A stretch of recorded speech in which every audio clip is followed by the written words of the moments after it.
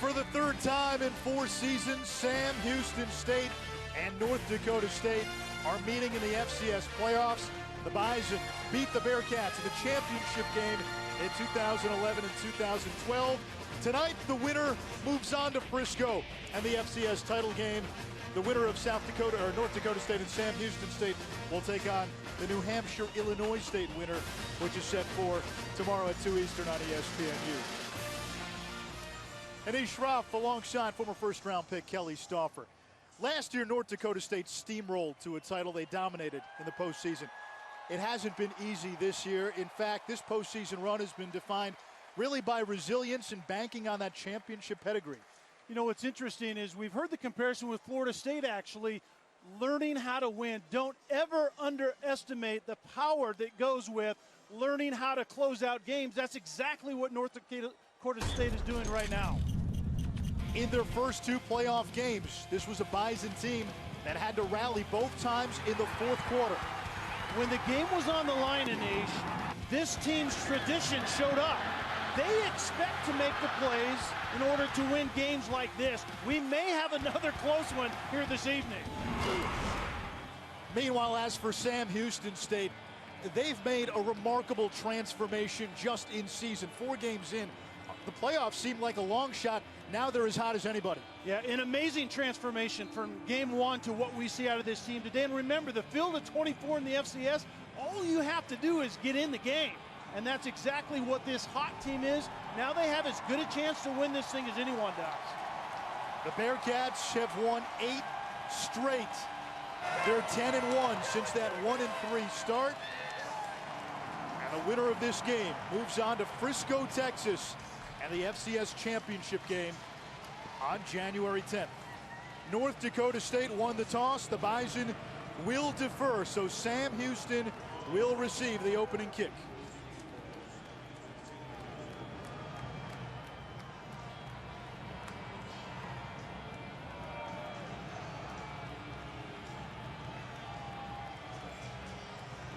In this building, North Dakota State has won 22 in a row. The Fargo Dome, as you'll see tonight, one of the best home field advantages in college football, certainly in the FCS. You know, Anish, I think teams come in here down by about 10 points on average. That's exactly what they have to overcome, and Sam Houston State has been hot.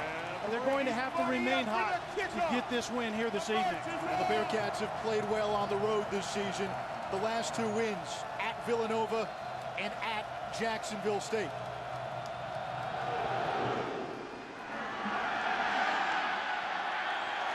And the Cats will start at their own 25-yard line.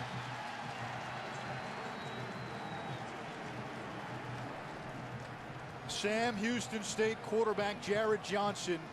For him last week, the stuff of legends. Came down with the flu a couple of days before the Villanova game. Was quarantined in his hotel room for 36 hours. He emerges to throw for more than 300 yards and 3 touchdowns. And he led his Bearcat team to victory in that fourth quarter.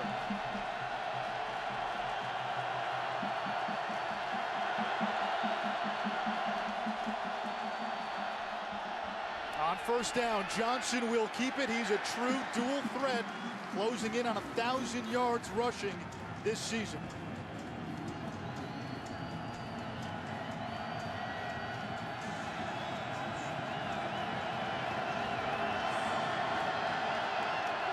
We want to welcome those viewers watching high school basketball on ESPN2. Semifinal number 1 here in the FCS playoffs. Sam Houston State with the ball, and Jared Johnson is sacked by Kyle Emanuel, the winner of the Buck Buchanan Award. That goes to the best defensive player in the country. Yeah, Kyle Emanuel did not have a great game a week ago against Coastal Carolina, and we expected him to show up. You can see him coming off the right edge, the jump inside with very quick feet. He needs to play big here this evening.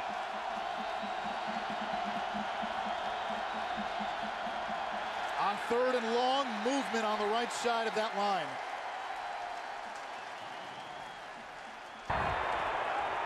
Ball start. Offense, number 73. On right penalty. That's Brandon DeWitt, the all-conference right tackle. For the Bison, they've been dominant here at the Fargo Dome, 22 straight home wins. They've won 13 straight postseason games. And if North Dakota State were to win tonight, they would get to the FCS championship game for a 4th straight season. 3rd and long for the Bearkats. Johnson in trouble, he'll run.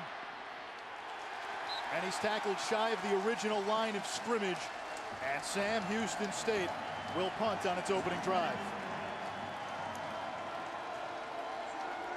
This is a Bearcat team that's been as hot as anybody. They've won 8 in a row. They started 1-3, 10-1 since. They're the only unseeded team left in this tournament. In fact, they were the only unseeded team to get to the quarterfinal round.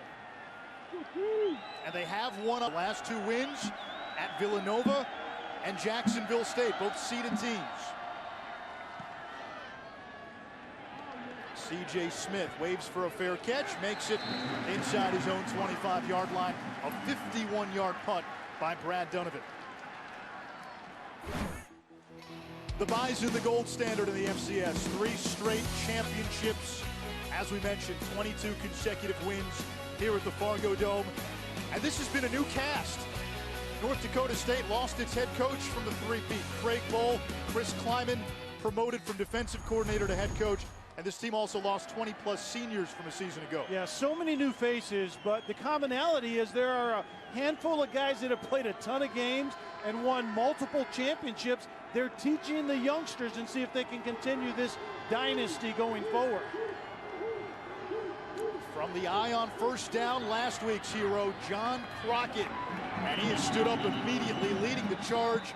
P.J. Hall, the talented freshman on that Bearcat defensive front.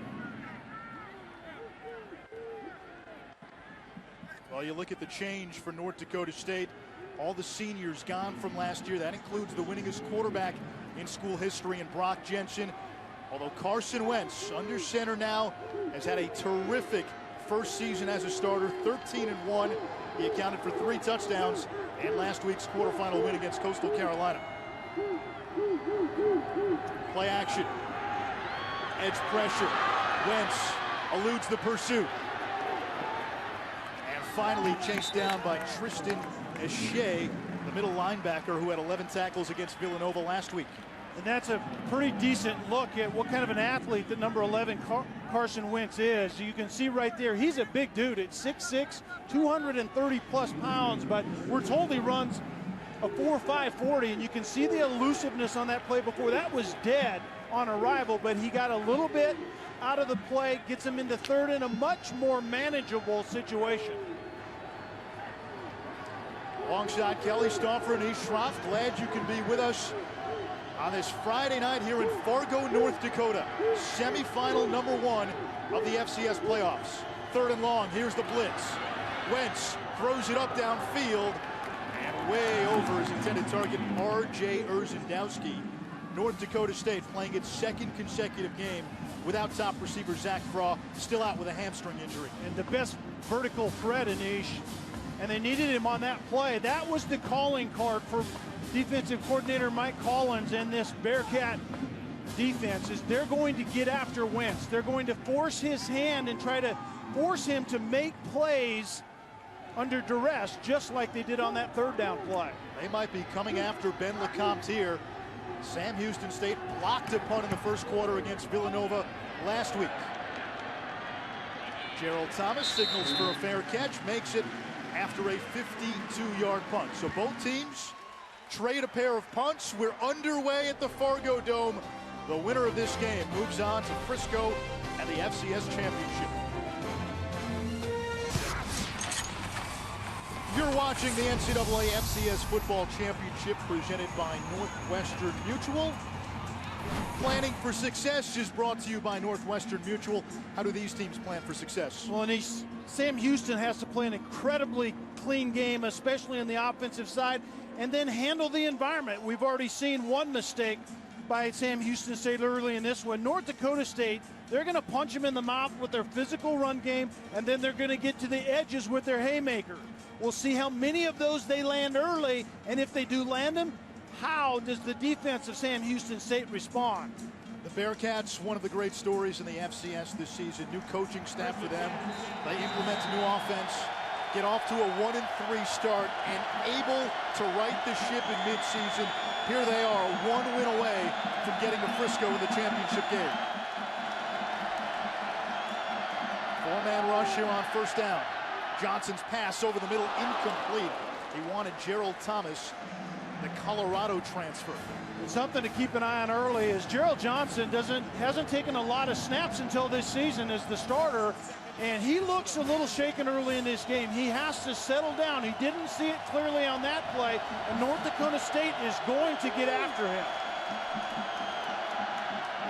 Johnson will keep it on the zone read. He dances across the 20 to the 23-yard line. It's a gain of 3, 3rd and 7. Johnson this season closing in on 3,000 yards passing. He also has a chance to get to 1,000 yards rushing tonight.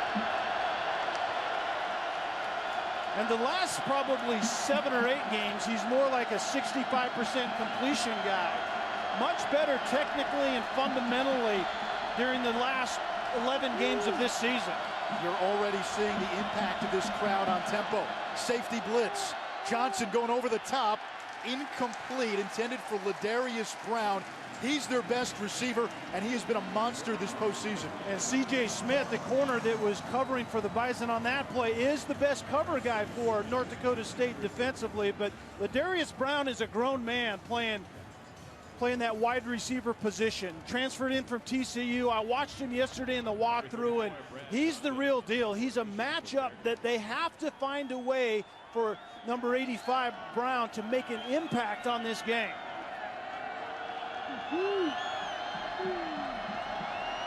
Donovan on to punt it again. Good kick. Fair catch by C.J. Smith. He makes it at the 29-yard line. But there is a penalty marker on the play.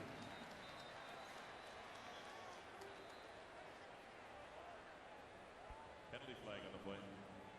It's back at the Bearcat 21.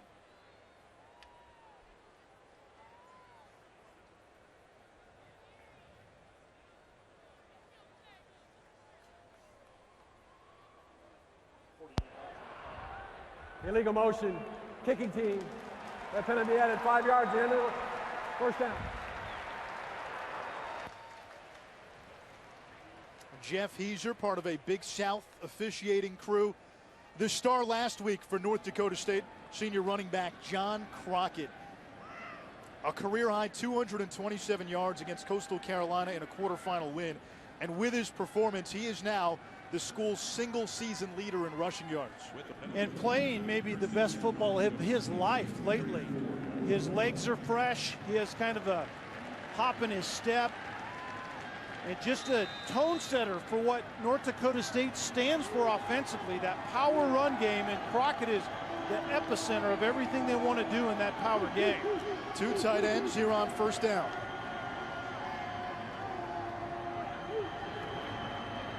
Give is to Crockett, stretch play. Crockett spun down at the 35-yard line by Michael Wade. Crockett and Wade, 2 of our impact players. And Crockett, obviously the workhorse, and then Kevin Vodlin is the guy, the tight end, the play-action passing game, stressing those safeties. P.J. Hall is the disruptive guy on the edge, and then Wade, he's the best defensive player for this Sam Houston State team. There's no doubt about that. He will be down around the line of scrimmage a lot here this evening. Watch number 92 as well, as you mentioned, P.J. Hall, lined up at the top of that defensive line. This is Wentz, quarterback draw, didn't fool anybody, and it'll bring up 3rd and long, a gain of just a yard. So far, both teams have looked good on defense. Yeah, and we actually expect to see more quarterback run out of North Dakota State. Wentz is a guy that can certainly do that, and a lot of his quarterback run game tonight is actually tied to what they call double checks. When he gets to the line of scrimmage and he sees a pressure look, they want him to run the football away from that.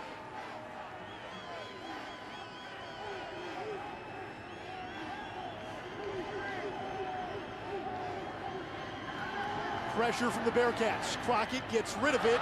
It's incomplete. It hit the umpire, and it'll bring up 4th down.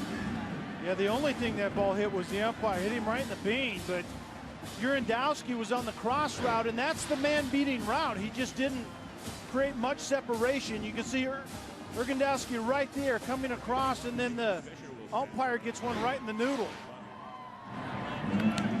Ben Lecomte playing with an injured quad, punts it away. Gerald Thomas lets it bounce. It'll roll inside the 20, and that's where it's down. A 45-yard punt. Nothing but punts so far from these two.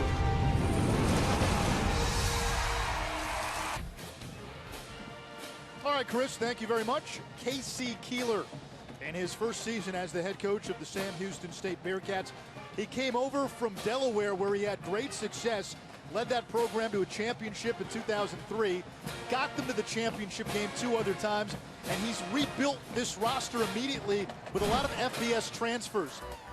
You look at Sam Houston State, they lost to North Dakota State in the championship game in 2011 and 2012. They've taken off after a rough start, and in this postseason, they've been road warriors. The only unseeded team left, the Bearkats have beaten both Jacksonville State and Villanova, 2 seeded teams, and the Bearkats won those games on the road. And certainly a team, and he's just getting hot at the right time. And once they got all of those new faces on the same page, they've looked like a different team. There isn't any doubt about that. And they started kind of tough, but they had a couple of bye weeks and righted the ship. Third drive for the Bearkats. Keyshawn Hill out of the backfield, and he's canceled by Christian Dudzik, the senior free safety. That's the strength of this Bison defense, the safeties. The safeties and Christian Dudzik and also Colton Hegel, they've started collectively 115 starts between the two of them. There isn't anything they haven't seen, and they react very quickly out of the back end.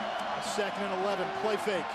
Johnson steps up, going downfield for Brown. He's got a step, but he can't catch up to the ball. He had Colton Hegel beat, and Johnson overthrew it by just a little bit. And Johnson found the right matchup. That's a mismatch for North Dakota State. They don't want to make a habit of putting Hegel out on Darius Brown, and you can see the flat-out speed at the 6'2", 220-pound receiver that has that kind of vertical speed. He got over the top of Hegel in a hurry. Johnson 1 of 4 early on. Pressure from up the middle, screen to Hill. Across the 25, barrels forward, close to the 30-yard line, and he's going to be very close to a first down. A good job by Sam Houston State that time is anticipating the pressure and throwing the screen over top of it. And Hill is a complete back. He's also a big physical back at 5'10", over 200 pounds, but he does so many things well. Breakaway speed, he's a good receiver of the football, as we saw on that screen right there. They'll measure to see if Hill got enough for the first down. He had to get the 29-yard line. I don't know if Hill knew what he needed for a first down. I thought he could have put a little bit more effort into the finish of that play and picked this one up. And he didn't get it by that much. You know, Nish, watch the end of this. It's well executed. The offensive line gets out there, but right here, how about a little better finish and convert to move the chains? And he comes up about 4 inches short, and it appears that Casey Kegel's team is going to punt. Way too early in the game to go forward, and if you don't get it in this atmosphere, you give the Bison a short field. So Sam Houston State will kick it away. Dudzik, the deep man for North Dakota State. Yeah, I agree with that. I think it's a good decision by Casey Keeler, and not a time or a place for it right here early in this one. Brad Donovan stepped in at punter when Lachlan Edwards got hurt earlier this postseason. He's a rugby-style kicker. Dudzik makes the catch at the 32-yard line. It's a 39-yard punt. Still no score. 8:24 to go here in the first quarter. Semifinal number 1 from Fargo. Jensen, touchdown, Bison. North Dakota State has won its 3rd straight FCS championship.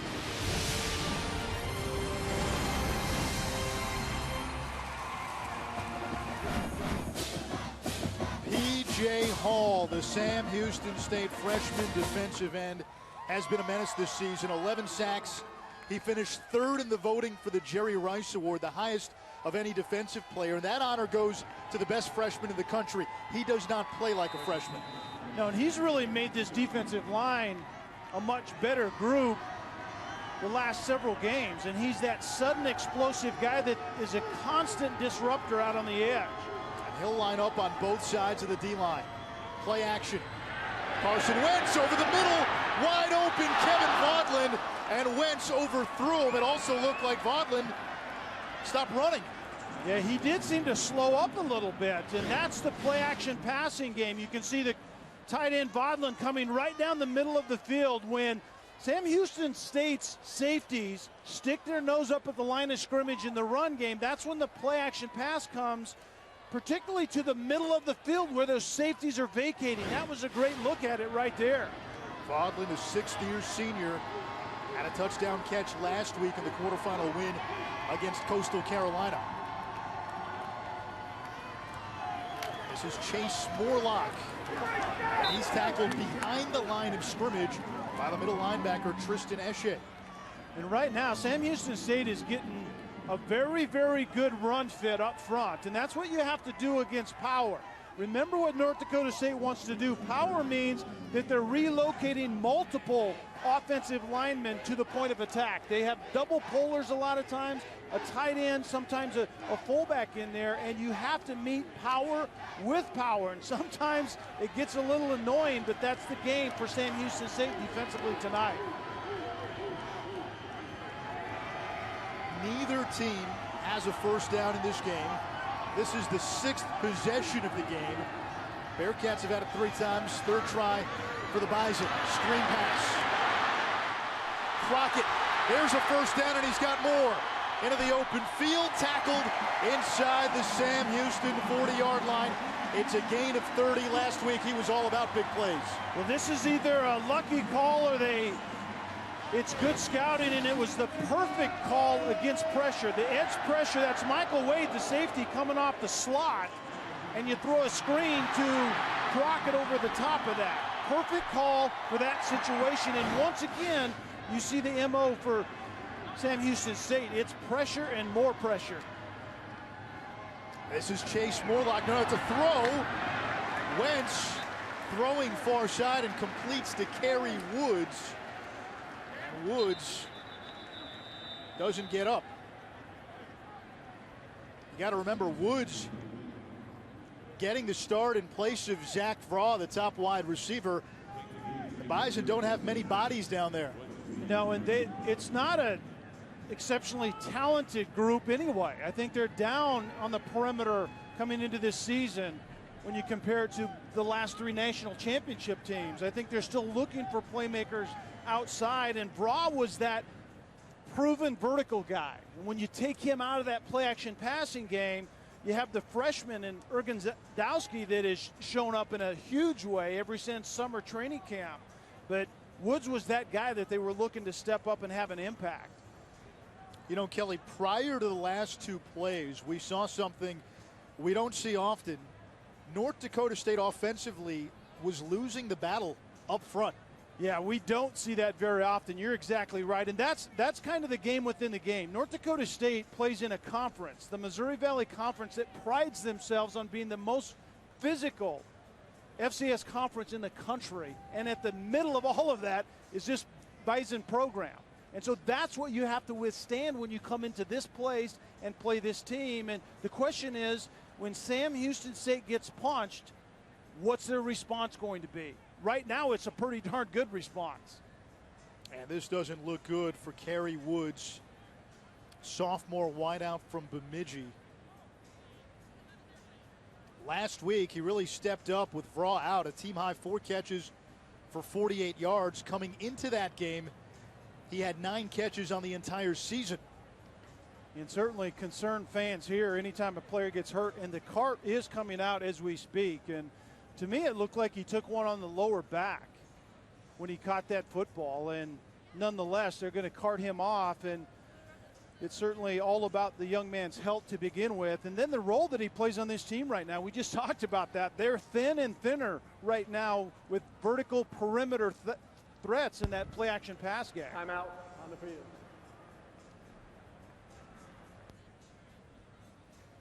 The training staff continues to work on Woods. We step aside. 6:53 to go in the first.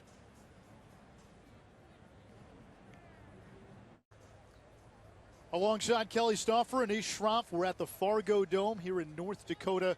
And the Bison of North Dakota State, the three-time defending champion, driving against Sam Houston State. And right now, Kerry Woods, the sophomore receiver for the Bison, being attended to. Took a hard hit after a 9-yard reception. And the cart is out on the field.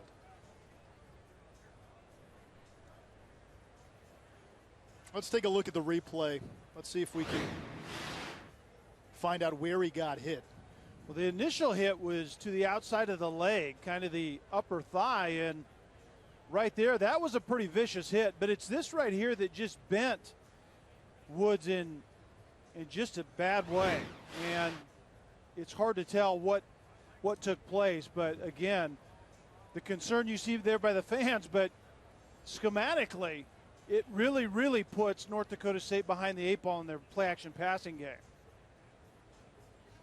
Again, the Bison already playing without their top wide receiver, Zach Vraw. In fact, Woods was starting in place of Vraw, who's out with a hamstring injury. Now, unlike a lot of the teams you see in today's day and age with the 4 wide receiver spread looks, North Dakota State isn't one of them. They'll line up in your traditional I formation looks with 2 wideouts, but they occasionally do go to 3 and 4. We could maybe see more tight end, more double tight end looks now. Yeah, I think you're exactly right. And I think North Dakota State would like to go to 3-4 wides because of the way Sam Houston State is playing them defensively currently. They are loading the box, and what you want to do against that is spread it out and try to thin out that defense. And that's actually what we saw North Dakota State getting to, but it may be on hold now because of the injury to Kerry Woods.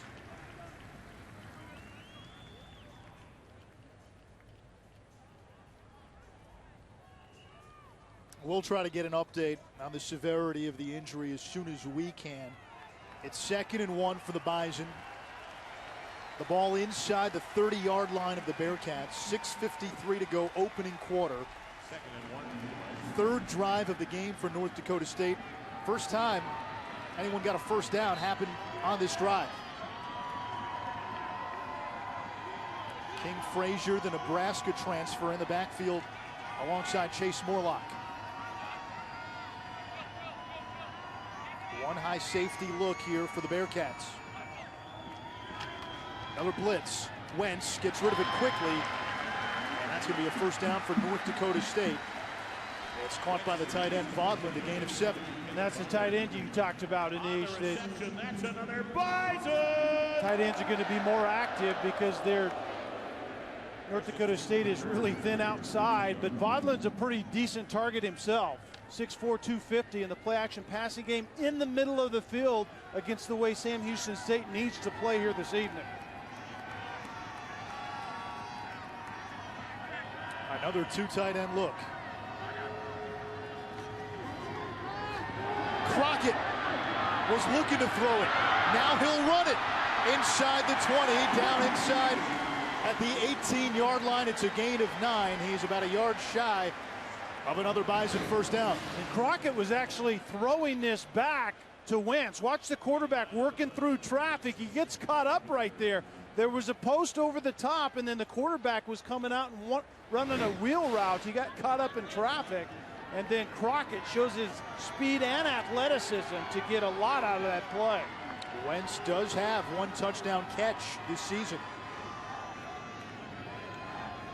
Play action on 2nd and short. Wentz rolling to his right, dumps it off, and it's a first down and goal for North Dakota State. Andrew Bonnet, the all-conference fullback, with a gain of 9. Kind of a rule of thumb is good offenses have something they can rely on. Great offenses have something they can go to when the defense takes away their bread and butter. And that's what Sam Houston State is doing right now. we're going to sell out against the run at all costs. So what do you see out of North Dakota State? Play action passing game, booting their quarterback and going to that really quickly in this game. Here's a 4-wide or a 5-wide look. Look out for the draw here from the Bison.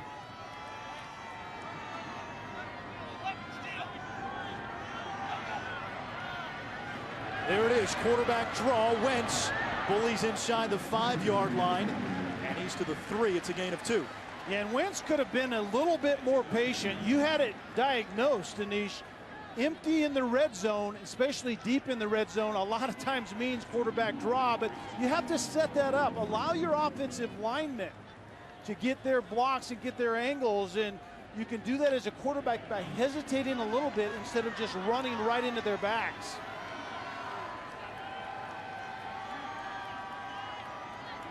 Trevor Gebhardt motions across. Here's Crockett, gets a seam, and North Dakota State strikes first.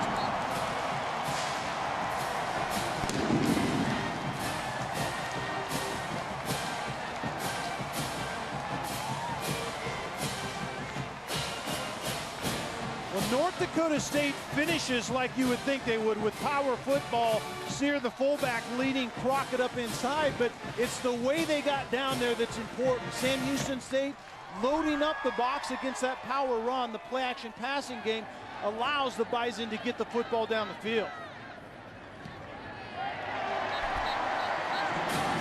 Point after by Adam Keller is good for Crockett, his 18th rushing touchdown of the season. There were a few firm punches thrown on that drive. Now it'll be up to Sam Houston State to respond properly. The college football playoff kicks off on New Year's Day with back-to-back semifinal games on ESPN. Number 2 Oregon, number 3 Florida State. That's the Rose Bowl game presented by Northwestern Mutual. And then that's followed by Alabama and Ohio State in the All-State Sugar Bowl. You made the comparison earlier, North Dakota State to Florida State, 2 defending champions that have had to work a little harder this season. Yeah, and you know, Florida State has gotten a lot of grief for that by just not going out and dominating the field for the second year in a row. But the thing that they learned last year and in the past in that program is how to win football games, particularly their quarterback knows how to win. And we're seeing that at North Dakota State. They're not a dominating team, but they have enough veterans that have been there, done that. They can teach the new guys, but the tradition here says, you know, when the game's on the line, we think we're the team to beat, and they might be right. Tom Barneson handling kickoff duties for North Dakota State with Ben LeCompte banged up. And Gerald Thomas won't have a chance here. Bearcat ball at their own 25-yard line. There is a flag on the play. It's at the 21-yard line. Yeah, there was a little John and maybe a little extracurricular activities going on well after that play. After the play, personal foul. 47 against the receiving team. After this, it's for the goal. First down.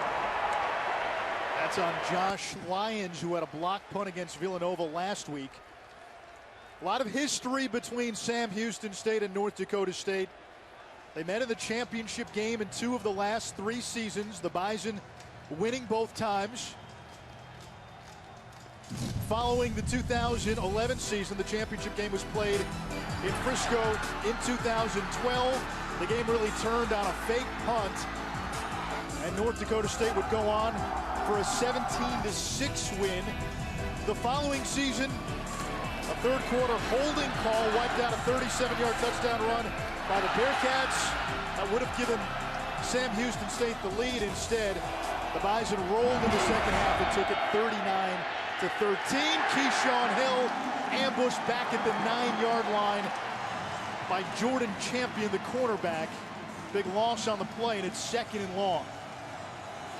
Let's talk a little bit about what Sam Houston State wants to do offensively. They actually early in the year wanted to be like Baylor, Texas Tech, a spread, up-tempo, pass it first, run it second team, but they transitioned to more of a run team as of late. Hill trying to get to the outside, tackled by the ankles from behind. It's the middle linebacker, Nick DeLuca.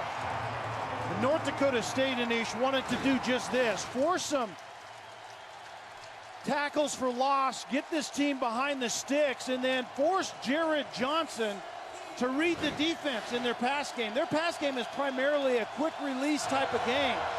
Longer down in distance, he has to hold it and go through his progressions. They think they can force him into some mistakes. It's getting loud. Quarterback draw.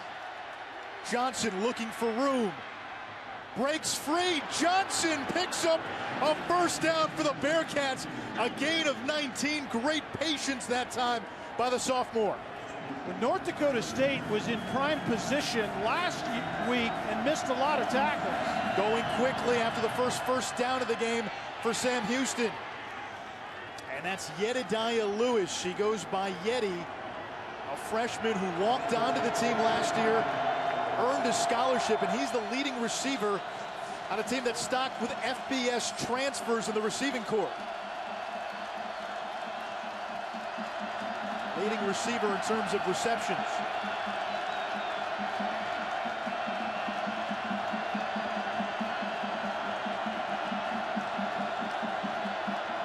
Speed option.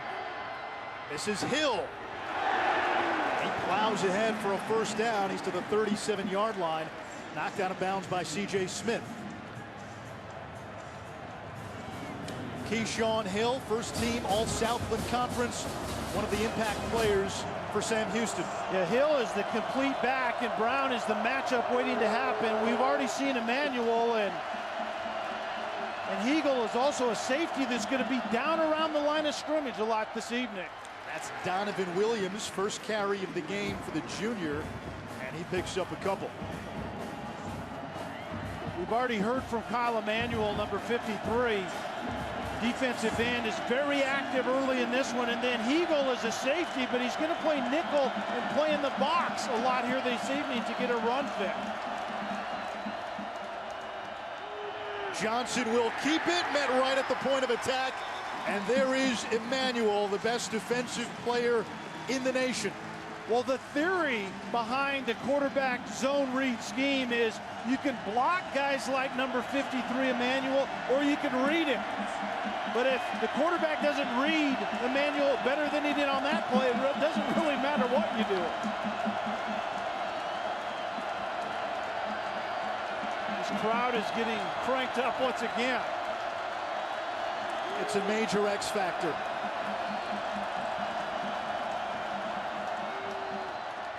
Johnson on third down. And that's caught by Derek Edwards. He's a transfer from Texas Tech. You're going to hear us say that a lot. A transfer from said FBS school. That was a great job of Edwards keeping the route alive, but what a tremendous throw by Jared Johnson. Hegel was right underneath that. He put it a little bit high and outside and threw it right in there to Edwards. Bearcat offense in rhythm for the first time tonight. Play action. Pressure. Johnson on the run. Finds Hill on the check down, and he dropped it. Great decision by the quarterback. Bad finish by Hill. Wasn't anything down the field. There was early pressure. Johnson steps outside of it. Kept his eyes down the field, but came to his check down, and Hill just didn't look it into his hands.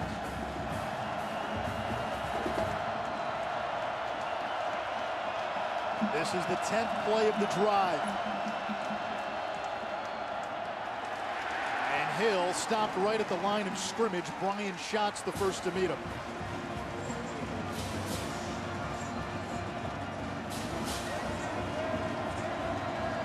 And that might be the final play of the first quarter. There's our decibel meter reader. That'll be well over 100 before the evening's out, I believe, Anish. Isn't that where we were getting last week? 101, 102? This place holds about 18,000. They have the uncanny ability to make you think there's about 50,000 in here. We've played one in Fargo. 7-0. Champs on top.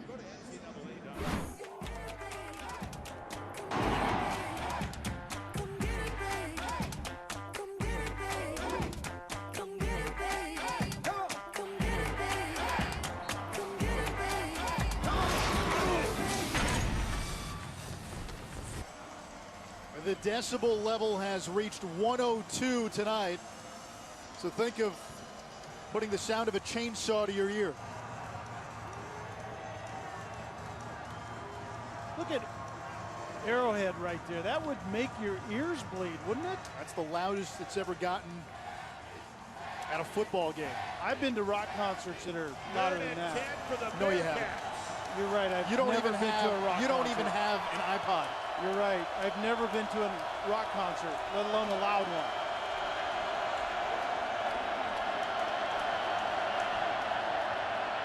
Johnson throwing downfield on third down. That's caught. Gerald Thomas makes the catch inside the 15-yard line, marked down at the 11. It's a 39-yard gain on 3rd and 10. North Dakota State was rolling out of their traditional Tampa two-deep coverage, and they were single high safety, man-to-man underneath, and Johnson made him pay for it.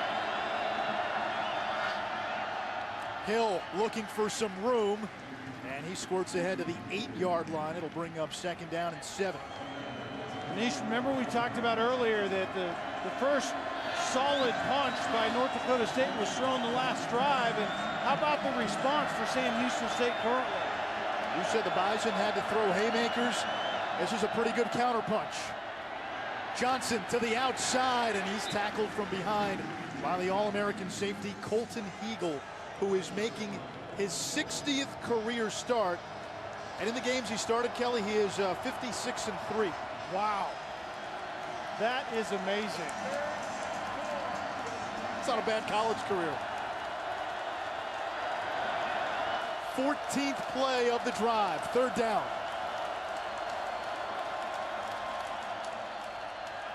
Johnson throwing for the end zone, incomplete. And there was only green in that area. So Sam Houston State will call on its kicking game. They've got a very good kicker, Luke Swimberga, 17 out of 19 on the season. And he was 2 for 2 last week, and he's perfect inside 40 this year. But that's a prototypical finish to a drive for North Dakota State defensively. Is they get you off the field on 3rd down. If they can't do that, they don't let you score touchdowns. At only 53% touchdowns when you get down there in the red zone against this Bison defense. And I wonder what that number is here at the Fargo Dome. Kick by Swimberga is good, and Sam Houston State on the board after a 15-play, 82-yard drive. The big play, the 39-yard connection from Johnson to Thomas. Bearkats in business.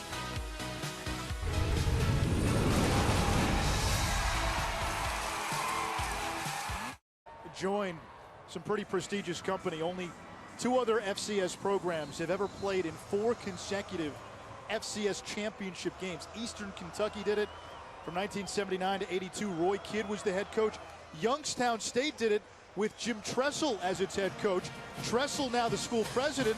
And oh, by the way, you're a Nebraska guy. What did you make of Youngstown State and Tressel hiring Bo Pelini as the next head coach? It will be an interesting match because, you know, Tressel is so prim and proper, and Pelini maybe not so much. I actually thought Bo Pelini would take a fairly high-profile defensive coordinator position before he went back to being a head coach, but he is going home. I think that's certainly the incentive. Thinking maybe the Will Muschamp route. You see Pelini from Youngstown, Ohio, played at Ohio State, got a master's degree from Ohio.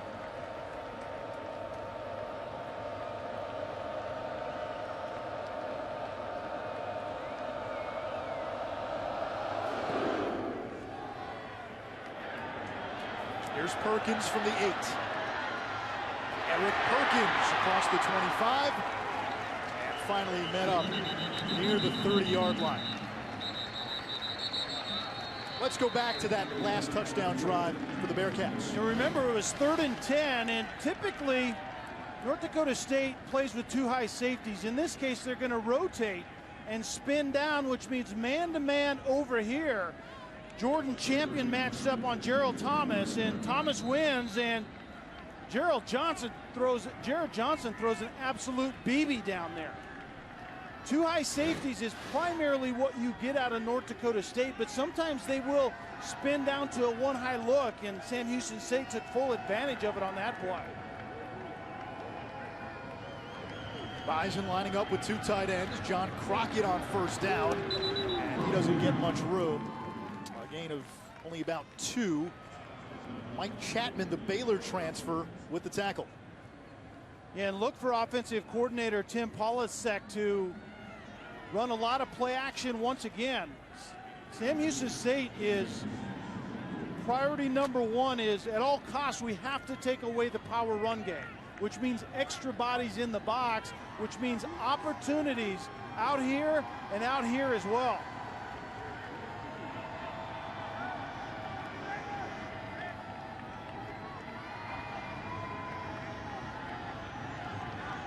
Wentz with time, and that's too high. He wanted Gebhardt. It'll bring up 3rd and 8. Covered that time by Mikael Everett. Everett had great coverage. It was really kind of a trail technique, bump and run, and ran with him, and it was 0 separation. Although if that ball would have been thrown on time and on target, there was an opportunity to still complete that football. Last week, the Bison 7 of 13 on 3rd downs, 1 for 3 so far. 49% on the season. Here's the pressure. Screen pass. Sam Houston State all over it. Andrew Bonnet gobbled up right at the line of scrimmage. It'll bring up 4th down. North Dakota State, once again, Anish, was anticipating the pressure, and they anticipated correctly through the screen inside, but just was very well defended by Sam Houston State. Ben Lecomte down to punt it away. Thomas, the deep man. This is an aggressive special teams unit.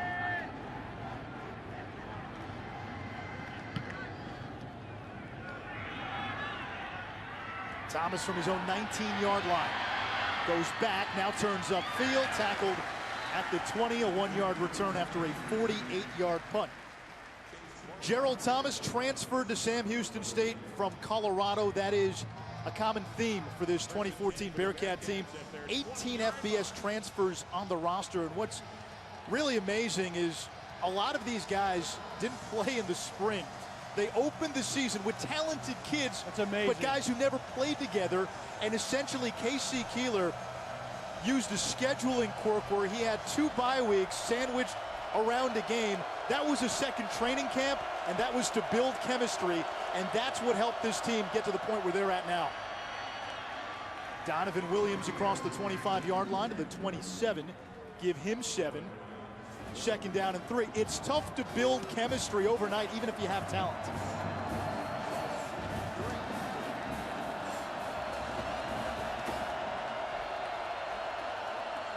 Screen pass to Hill.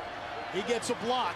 Hill run out of bounds after he picks up a Bearcat 1st down. C.J. Smith with the stop. Well, you talked about the chemistry situation. The amazing thing to me is 4 guys, as we see the bubble screen outside, attacking that overhang defender again, and we will talk more about the overhang defender here shortly. Johnson hit in the backfield, and he gets back to the line of scrimmage. DeLuca on the stop. There were 4 starters against Eastern Washington to begin the year that participated in spring ball. That is unheard of, and you have a new staff, a new offense, and they just simply didn't know each other very well. They know each other well now, and they're playing like it. Johnson's pass caught by Brown. Spins back toward midfield, a gain of 15. Again, C.J. Smith with the tackle. K.C. Keeler basically told us the guys on the team who were on the field together didn't know each other's names.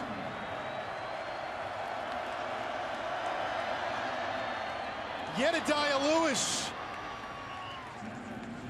And he's knocked out at the 43-yard line of North Dakota State. Christian Dudzik with the tackle. And Lewis needs to thank number 4, Edwards, because defender was going to blow him up, but Edwards had a really good block to allow Lewis to get around the edge.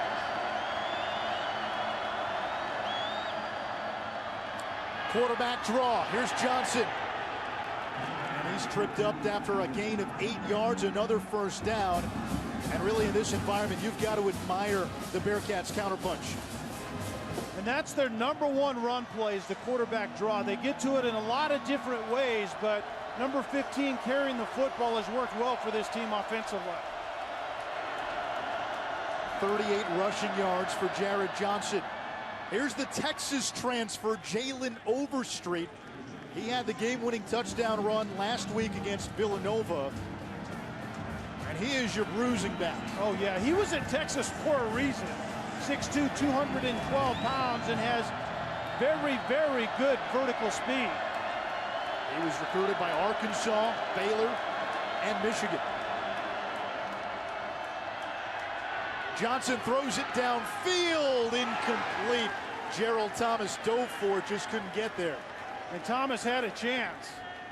It was the play action actually after Johnson looked like he was going to run a quarterback draw, as we have a Sam Houston State offensive lineman down on the play. It's the right tackle, Brandon DeWitt. A second-team All-Southland Conference selection. And he's one of the anchors on this O-line. This is his 28th consecutive start, and he's holding that left leg. Yeah, one of 3 returning starters up front, Anish, and that's what they had. 3 starters up front, of which DeWitt was one of those returners.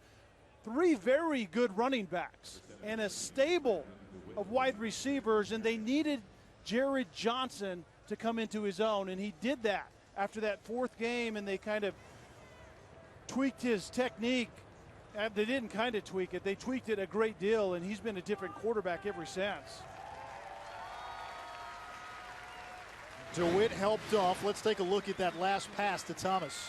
Yeah, Gerald Thomas made a nice attempt, but the ball does go right through his hands, and you can see the pressure by Kyle Emanuel on the end, and the quarterback actually goes into Brandon DeWitt's knee. Not a deep offensive line, and that's one of the starters that's leaving right there. 3rd and 4. This is a spot, again, where Sam Houston State likes the quarterback draw. You're exactly right. That's their #1 play, is the quarterback draw.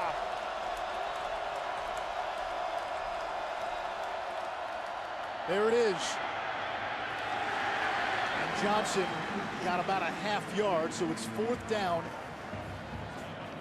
And Swinberga is going to come on for a long field goal attempt. It'll be a 45-yarder. We are indoors.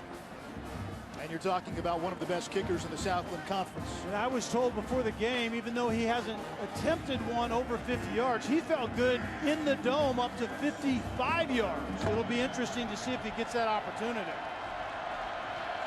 Remember, DeWitt went out, the offensive lineman, and his backup didn't know he was supposed to be in the game. This is a 46-yarder, his season-long 44. And he yanked it.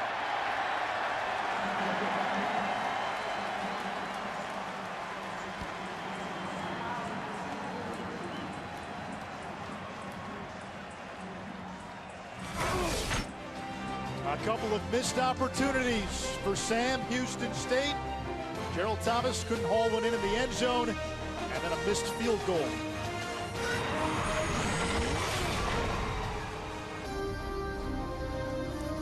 You can watch the FCS championships on the ESPN networks. Also make sure to log on to NCAA.com for all the latest on the championships. And don't forget, the championship game will air live on ESPN2 January 10th at 1 Eastern. For more information, log on to NCAA.com, the official online home for all 89 NCAA championships.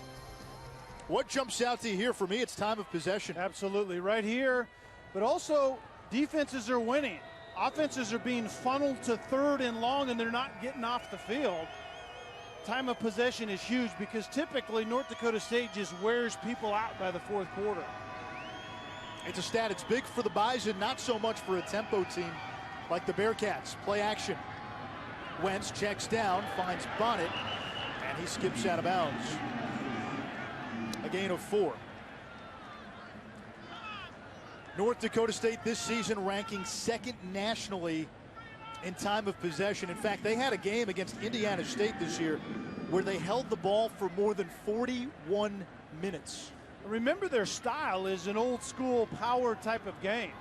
And they play old school defensively as well. Defend third down well, defend the red zone well, but it's the power offense on this side of the ball. Corner blitz could be coming. Play action. Wentz in trouble, and he's sacked by Muth Adebo. The ball pops out, but the Bison able to cover it up. Sam Houston State is not being bashful defensively. Mike Collins said he was going to get after him, and that's really their MO anyway. And you can see Adebo gets pressure late, but they were also coming off the corner in the form of Orr. Trey Orr was coming off the boundary corner as well, and that's nothing new for this team. That's their identity defensively. Sam Houston State gets after you out of their 4-2-5 alignment. It's the Bison's 15th game of the season, and that was just the 15th sack allowed. Wentz with time over the middle, and that's a first down. Isaiah Franson makes the catch as North Dakota State dipping into its reservoir of wide receivers. Franson is kind of late getting into it, but he does a nice job of crossing the defender's face and getting into that void in that man-to-man in the middle. You have to cross the face and then create some separation, but the good protection in the pocket is what made that happen. And that is the first career reception for Franson. You see those wide receivers that haven't gotten a lot of playing time are getting some reps here this evening. They have to. Zach Vraw out with a hamstring injury. His replacement, Kerry Woods, was carted off earlier in this game.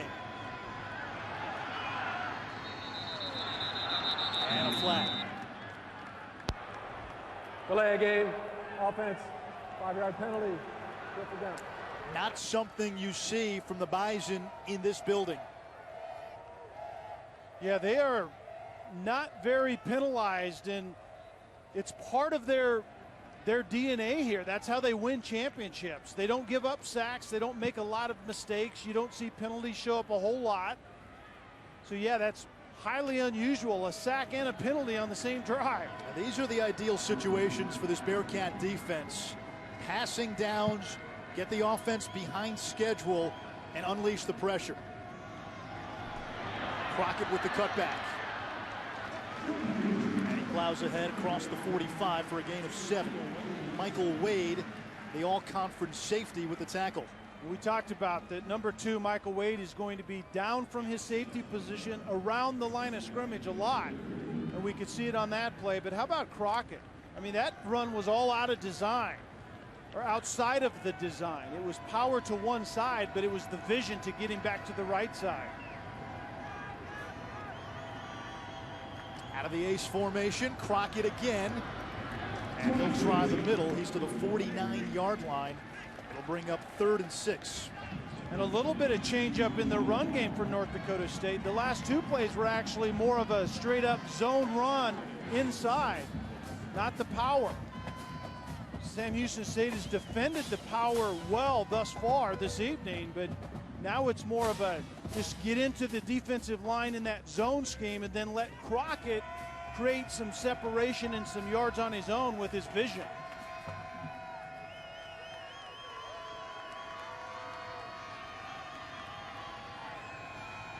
Blitz off the edge.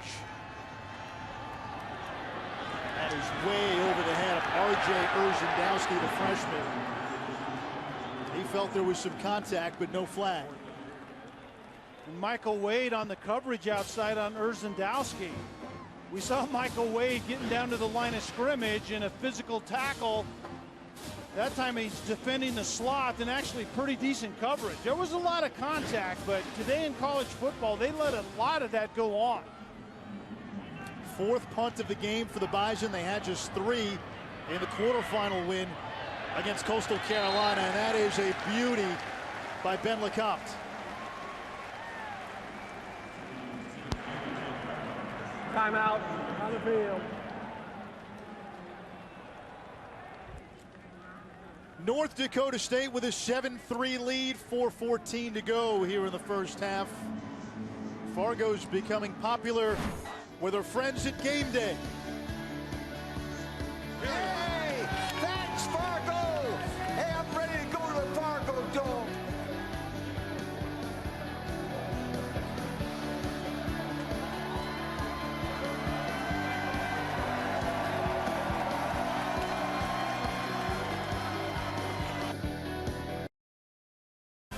College game day came to Fargo back in September, second straight year. Game day set up shop in downtown Fargo.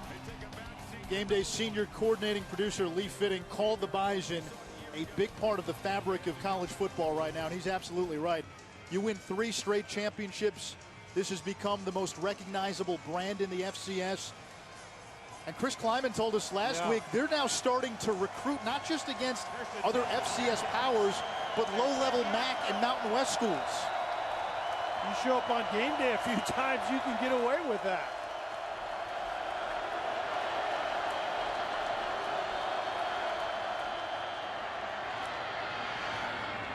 Jared Johnson takes it out to the 20-yard line, and he's got a first down for the Bearkats. Johnson's flashed a little bit of everything. That power run game. He's made some pretty good throws.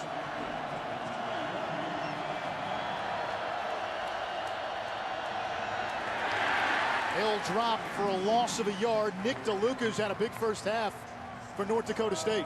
Yeah, DeLuca is a nice-looking athlete. He's 6'3", 240 pounds, plays a middle linebacker position, and when Travis Beck went down, they had to move Carlton Littlejohn out to the weak side, and DeLuca stepped in a physical downhill tackler. Beck was actually the MVP of that 2011 championship game against these Bearcats. On third down, that's caught. It's the running back Keyshawn Hill. It's a gain of 8.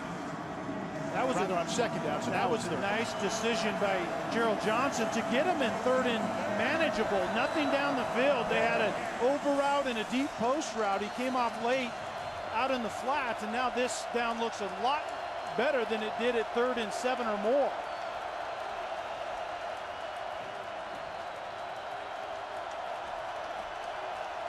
Quarterback run game is always on the table for this offense. Edge pressure. Johnson in trouble, and down he goes. Brian Schatz and the All-American Kyle Emanuel. And you talked about it also, Anish, coming off the edge as well. First yard timeout. North Dakota State did not think they would play a lot of man-to-man on the back end because of the athletes that Sam Houston State has on the perimeter, but that time they just brought the house, single high safety, man-to-man all over the field.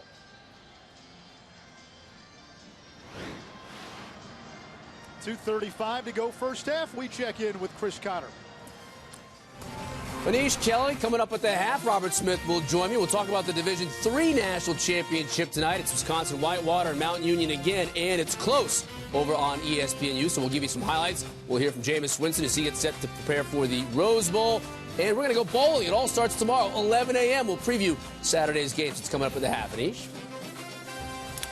Thank you, Chris. That's why I took the 5 a.m. flight back home tomorrow morning. Can watch all the bowl games. Be home by 10:30. That's not a bad idea. I thought you were getting home to Faye.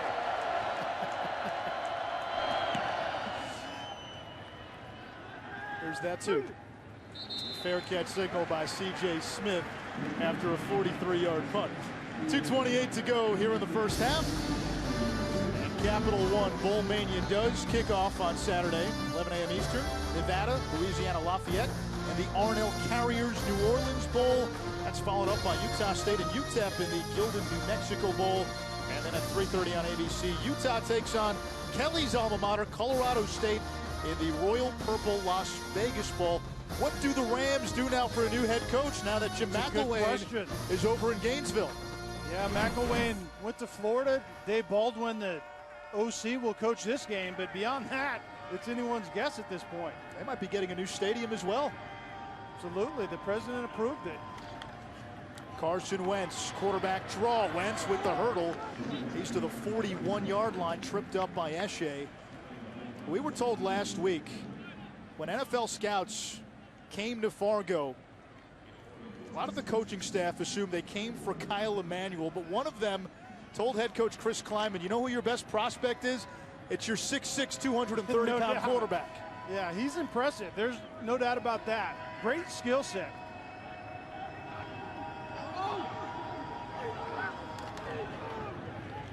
Crockett lost the football. Able to recover it. No gain. It'll bring up 3rd down. Clock continues to run as we come up on 1:40 here in the first half. Crockett is so good at getting to the cutback. Look at the offensive lineman kind of wash the defensive line by, and then Crockett's trying to get back to the right. Great vision, but he has to secure that football. They were very fortunate to have the right bounce right there. Neither team has turned the ball over in each of its last 2 contests.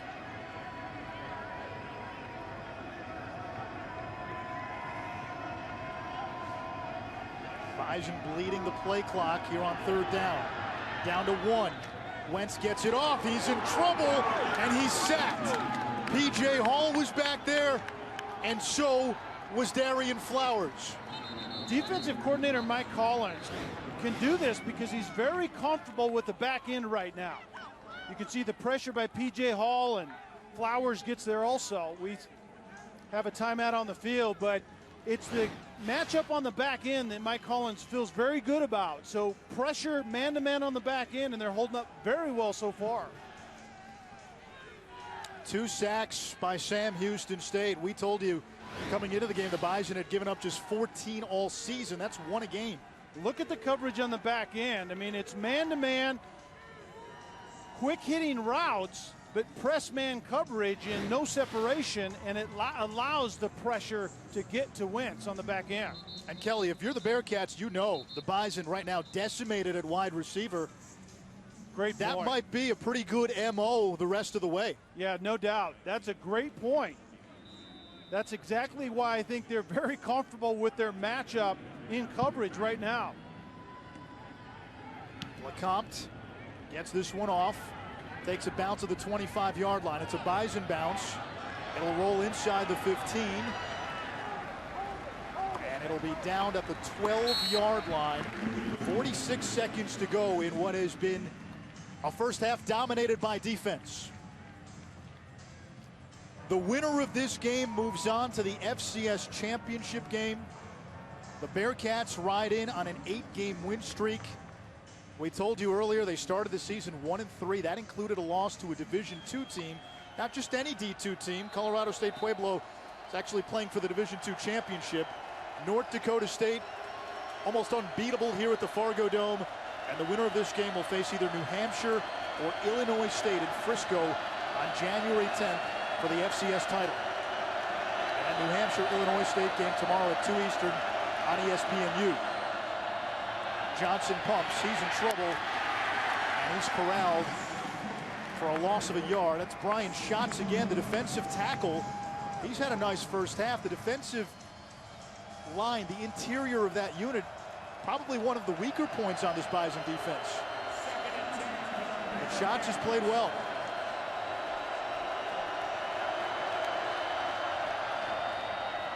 Now the run play. It's Keyshawn Hill. And let's see if Sam Houston just takes this to halftime. Casey Keeler will. He's got to like the effort from his defense in that first half. A couple of missed opportunities to get some more points. And we told you about the resolve and the championship pedigree of North Dakota State. 3-time champs, 1 half away from getting back to Frisco. Time now for the college football halftime report. We go to the studio. Here's Chris Cotter.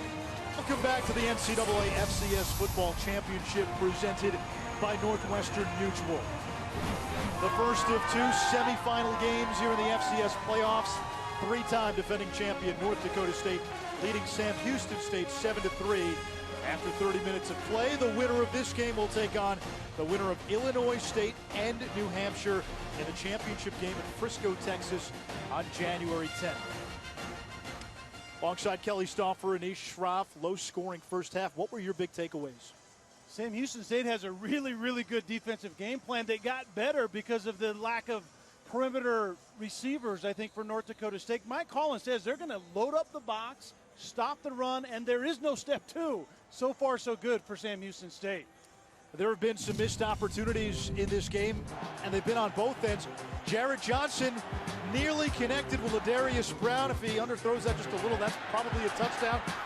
Maybe the same here with Carson Wentz and Kevin Vodlin. And Gerald Thomas, it was a tough catch. It goes through his hands. And then a field goal hooked wide. 7-3 at the half.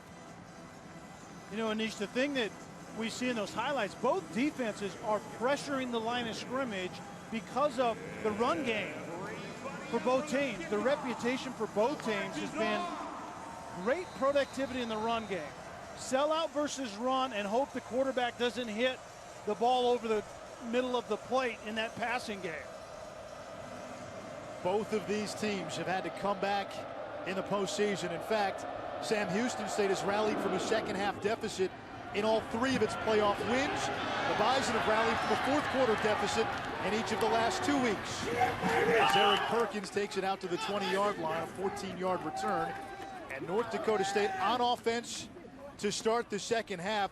The Bison put up just 99 yards of total offense in that first half. That is in stark contrast to what we saw right here a week ago. If you don't own the line of scrimmage in that power run game, what does North Dakota State go to? And I know they want to throw the ball, play action pass and throw it deep, but their vertical threats are few and far between right now in that wide receiver group. Zach Vraw did not play. He's out with a hamstring injury. He's missing his second straight game. Kerry Woods carted off the field in the first half. We're told he's at a nearby hospital.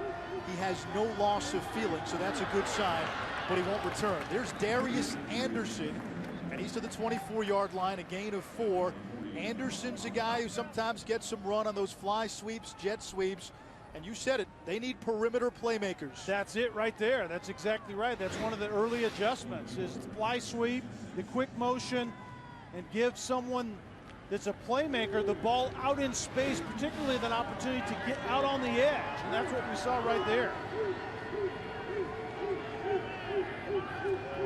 Again, the Bearkats load the box. Wentz, quick drop, finds Gebhardt. He's got nowhere to go. Tackled immediately by Trey Orr, the first-team all-conference corner who transferred from Cincinnati. Sam Houston State gained a lot of confidence on the back end in coverage in that first half. And that was really the game plan. Load the box, get Michael Wade, the free safety, who's a very good physical tackler, get him up in the box, be willing to press man outside, bring extra bodies, force Carson Wentz to make quicker decisions and take away, first thing, take away that power run game. Gebhardt in motion.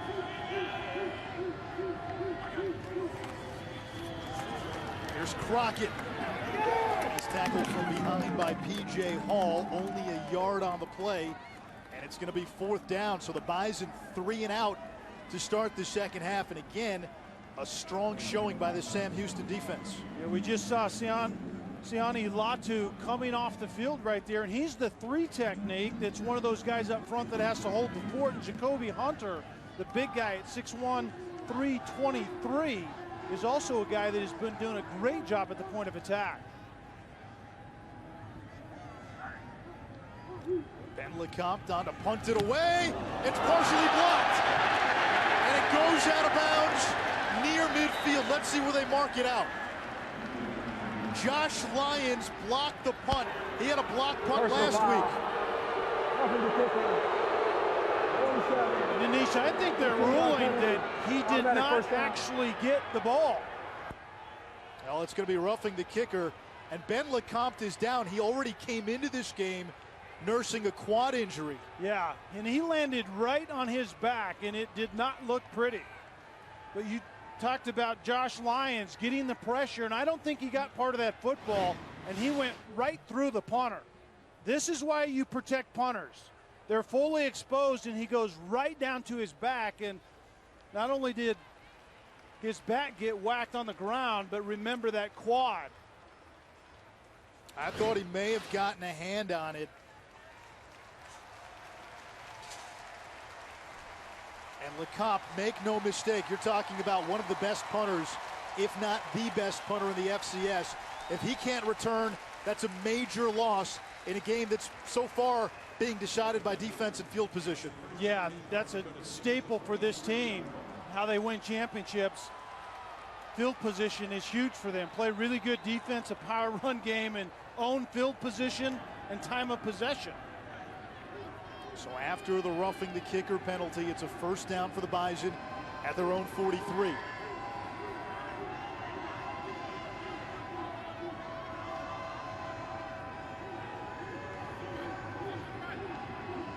Low snap. Wentz will run. Dives ahead to the 48-yard line, a gain of 5. Second down and 5. One of our keys to success was the fact that Sam Houston State had to play clean. They were heavily penalized early in the year, 9+ penalties through that 1-3 streak. But after that, they turned it around and had less than 4 per game. And that last penalty of roughing the punter was a big one here early in this second half. When these two teams met in the championship game, a couple of key plays turned each game. It was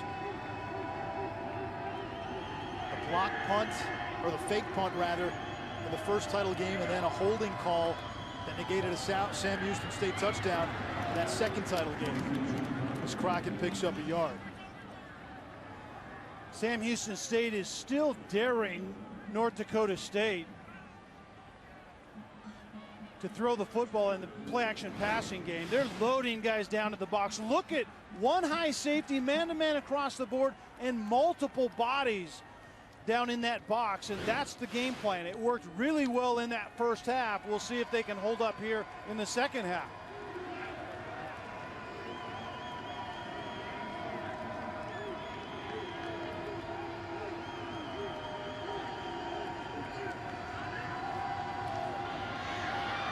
Wentz over the middle, and is that intercepted?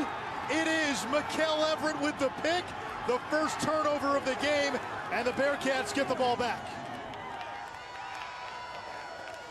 Francis was coming on the in route, and Everett actually beat him to his spot.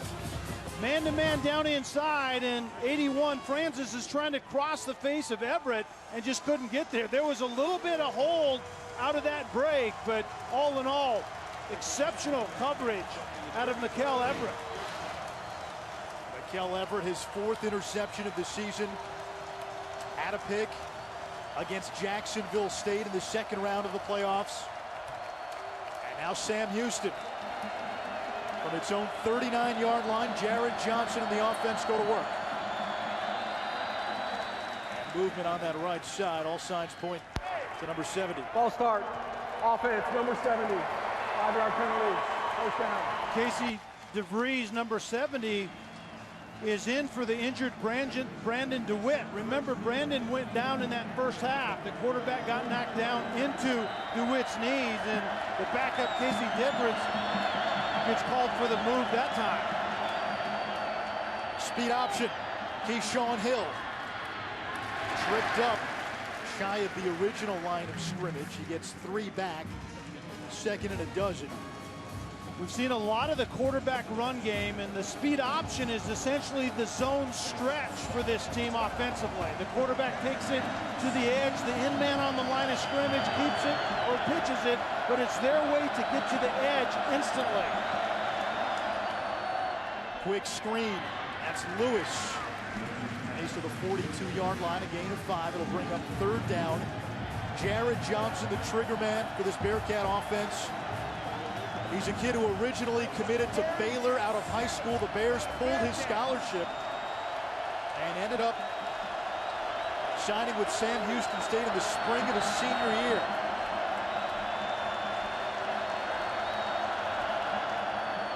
Quarterback drawn, 3rd down. We've seen that a lot. And it's no gain for Johnson. So off the turnover, Sam Houston State goes 3 and out. North Dakota State had the upper hand that series, and that particular play, they certainly anticipated Johnson keeping the football. We've seen that multiple times here this evening, but it was also how late North Dakota State went to that pressure look. I wonder if the Bearcats take some more shots downfield in this second half. They were close on a few. Oh, rest assured they will. There's no doubt. Good kick by Donovan. And Smith makes the fair catch at the 10-yard line. A 48-yard punt. No return. On the field. Missed opportunities for both teams. A fresh set of downs for the Bison after a roughing the kicker call, but it led to an interception. Bearcats unable to capitalize on the hit. Success. North Dakota State wins the Division I football championship. And succession. Chris Kleiman, first season at the helm. Change and continuity. Touchdown! What a play! It's carrying the torch and passing it and carrying it again. And the tradition of the Bison lives on. It is the definition of a dynasty. It has been a remarkable 3-year run by the Bison. And at home, this team is almost indomitable in the postseason. The last home postseason loss, Division II, first round 1991 against Minnesota Mankato. This Bison team 56-3 since the start of the 2011 season. John Crockett on first down across the 20 and tackled at the 25-yard line, and that's been the best run of the afternoon or the evening for North Dakota State. North Dakota State wants to run into the boundary because Sam Houston State has a habit of putting their buck position player, which is Darian Flowers most of the time, to the field, regardless of the formation, and it actually, at times, leaves Sam Houston State outmanned into the boundary. North Dakota State is going to try to take that advantage of that going this direction.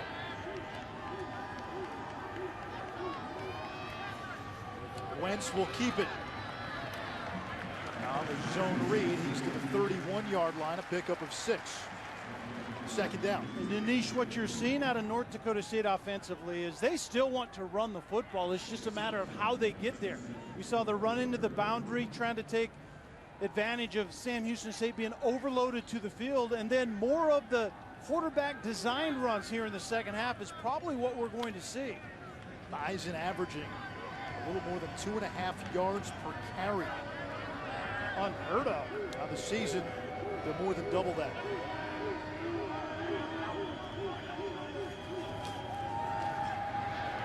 Wentz downfield, receiver open, it's Brandon.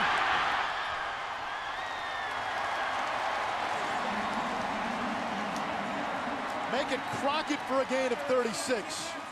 Urzendowski was running the post outside, and Crockett runs the wheel route out of the backfield. You can see him sneaking out to the right down the numbers after Urzendowski takes his safety inside. Very well designed, and just another way to try to create an explosive play with Sam Houston State loading the box against North Dakota State's run. It's been a creative offensive approach for North Dakota State today. King Frazier breaks free! Frazier to the house!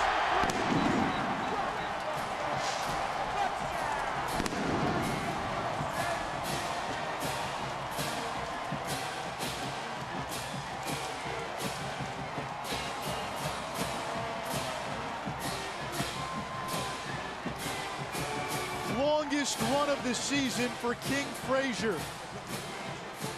And it was a change-up run. It wasn't the prototypical Bison power. It was a zone up inside, and give Crockett, your best carrier of the football, actually Frazier in this case, the opportunity to make a play with his eyes.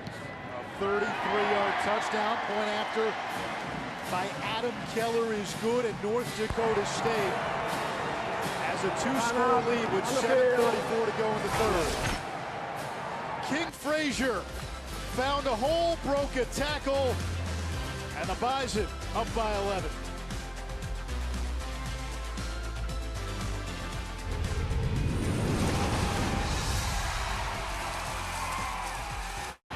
touchdown, Bison. North Dakota State has won its 3rd straight FCS championship.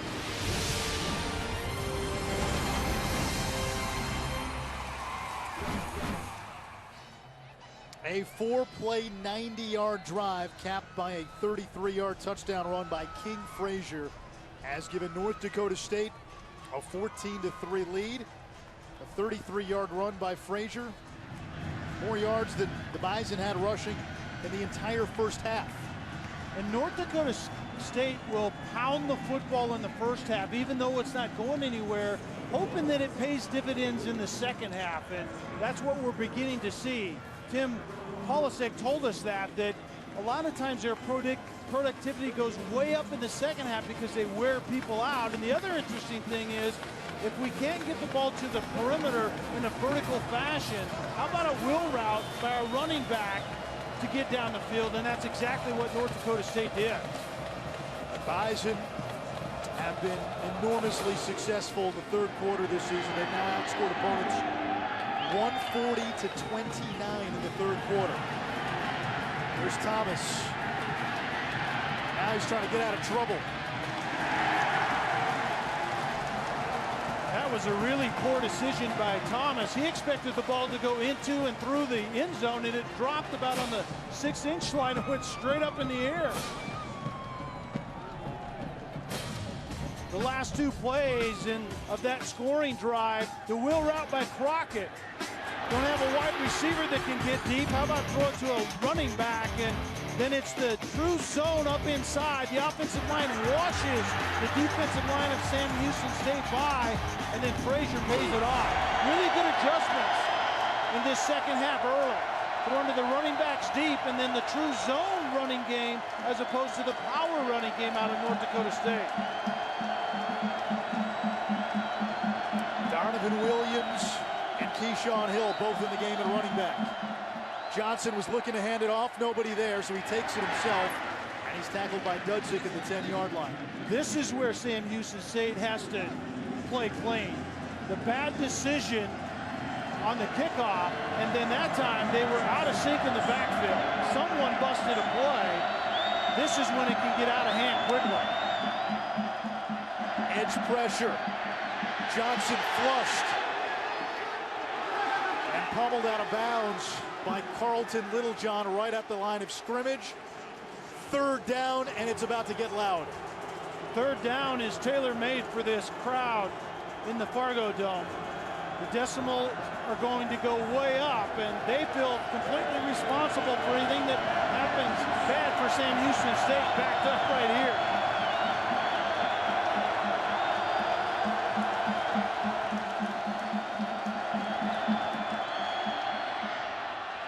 Deep throw, it floats up, and it's incomplete. C.J. Smith knocked it away. Ladarius Brown, the intended receiver. Brown has been awfully quiet so far in this game. And Brown just released to the fade. It's that cover 2 and tried to get in that fade zone, and a safety over the top and a corner underneath, and there was nowhere to throw this football. North Dakota State thought that if they could make Jared Johnson hold the football and read a defense, they could bait him into making a mistake. There was almost one right there. Donovan punting from his own end zone. C.J. Smith with a fair catch at the 45. A 46-yard punt. The Bison with the lead and the football.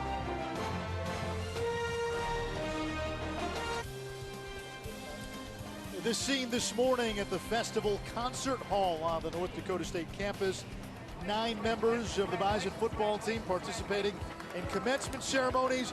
How about Sam Houston State? Their seniors who would miss graduation last week on the way to Villanova, they got their diplomas on the plane flight over.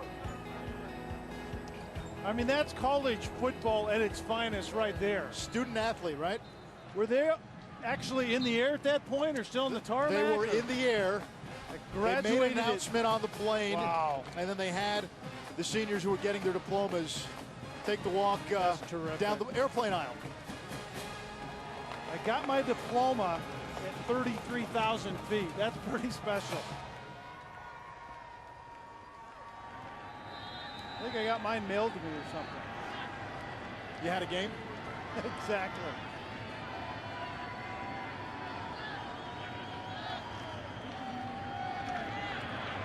Crockett, a little wiggle, and he busts one. John Crockett, 55 yards, and the Bison have connected with a couple of haymakers.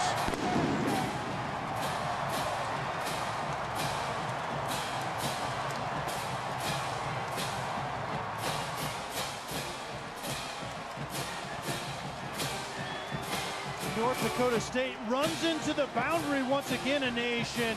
Sam Houston State has a habit of playing extra defenders over there that really aren't defending anybody. So run into the boundary where you can pull people and outman the defense, and then you have the opportunity to gash them, like Crockett and North Dakota State did right there. And how about the big play ability of the senior John Crockett?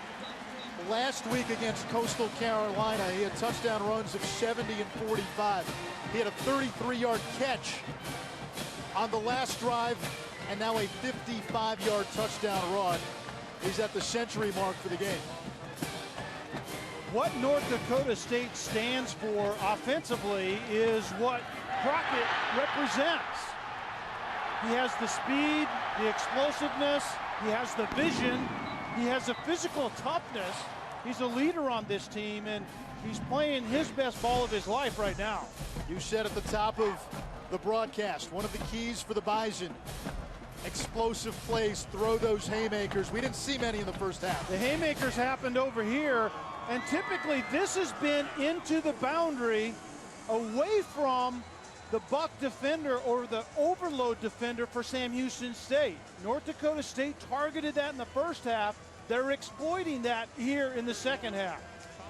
On their last 12 plays from scrimmage, the Bison have 174 yards. The Bearkats in their last 12 plays, 20 yards. Sometimes it appears that Sam Houston State is defending green grass outside. They have to get it squared up and balanced up on that defensive front seven. And now the Bearkats desperately need an answer. The beast is woken. Thomas will run it out. A little indecision for a minute, and he's dropped to the 14-yard line. Two straight poor decisions by Gerald Thomas. Let's check in with Chris Cotter in the studio. Manish, Kelly, we're about halfway through an NBA doubleheader on ESPN tonight. Spurs right now in a good one with a 1-point lead over the Trailblazers. Look at Marcus Aldridge, 28 points and 12 boards. Timmy with 25 in that.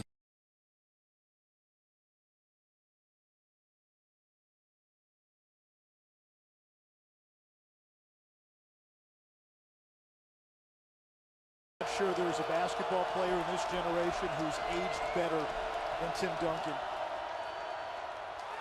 Jared Johnson on the speed option had it knocked away, able to recover. That was a trouble play a few times against Villanova last week. And Thornton, number 9 right there from his outside linebacker position, does a great job of fighting through the block and playing what was supposed to be a speed option outside.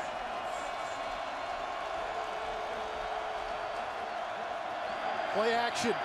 Johnson over the middle. Finds Lewis. What a throw, what a catch. And what timing for Sam Houston State. Zero pressure on Johnson, and he finds Lewis right down the middle of the field in that cover 2 zone. Speed option again. Hill to the outside across midfield into Bison territory and close to a first down. And Chris Kleiman, the head coach for North Dakota State, is just lighting the officiating crew up. On that speed option outside, he feels like his guys is getting cut outside the box and from behind. Hill tackled by DeLuca. Ryan Schatz there as well. You know, Nish, we talked about this being kind of a heavyweight fight, and North Dakota State is going to throw some punches, and they're going to throw some heavy punches, particularly in this third quarter. How does Sam Houston State respond? And this drive is vitally important. They've brought in their bruiser, Jalen Overstreet, into the game. Johnson will keep it. And he picks up enough for the first down. You know, just like North Dakota State hasn't had success in their power run game, Sam Houston State hasn't had consistent success with their quarterback running the football either, which is their #1 run play. This is the 6th best rushing offense in the FCS. Johnson under pressure, goes down. Kyle Emanuel gets credit for the sack. 4th sack of the game by the Bison. I believe that's the 2.5 sacks on the evening for the Buck Buchanan Award winner. He didn't have a great game last week, but he flashed early and has flashed often here to this evening. Johnson's pass intercepted by C.J. Smith. No, they say it hit the ground. The line judge came in, said the ball hit the ground. The quick passing game, and Ladarius Brown just does not get any separation. He's supposed to settle back inside, but actually C.J. Smith, you're right, it hit the ground. C.J. Smith ran a better route than Ladarius Brown did. The Bearcats have to get to the Bison 34. Johnson out of the pocket, throws on the run, too high, incomplete. Jedediah Lewis was the target, and it's 4th and long. Johnson got chased out of the pocket, and the thing that he did is he didn't get his shoulders squared to the line of scrimmage when he threw this. He had Lewis open, setting in the void in that zone on the back end, but right there, turn your shoulders a little bit more, square your hips to the line of scrimmage, and just throw that one in there. That's why it sailed on it. Christian Dudzik back at the 10-yard line. Good high punt by Donovan. Dudzik the catch inside the 15. A 35-yard punt, no return. Monday night, Andy Dalton and the Bengals look to stay in the playoff hunt. They'll take on Peyton Manning and the AFC West champion Broncos Monday at 8:15 Eastern on ESPN. It's interesting when you compare a quarterback to Peyton Manning, first thing that you think of is the way Manning manages the line of scrimmage. We're not comparing Carson Wentz to Peyton Manning, but his offensive coordinator told us he has a lot of the same responsibilities that we see on Sunday that Manning has at the line of scrimmage. It's extensive. That's exactly right, and that's the comparison. So much of the run game is handled by 11 at the line of scrimmage, just like he is right there. Screen pass. Eric Perkins with a nice gain. Load the box inside defensively, throw the quick screen outside offensively. That's just numbers and getting the ball where they're not. Watch all the minutia that Carson Wentz does at the line of scrimmage when he gets there, and sometimes the play call is simply this: best run. That's what they signal in. That's how intelligent number 11 is. Ball on the far hash. Let's see if North Dakota State attacks the boundary.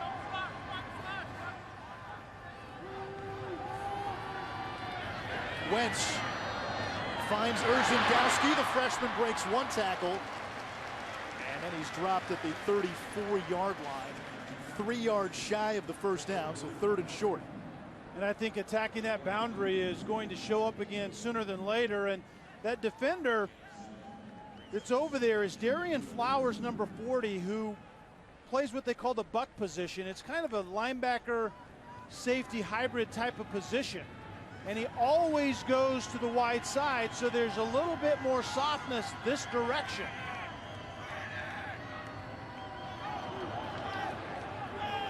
Bearcats wanted a flag. They thought somebody moved up front. It appeared that way. Play clock running down.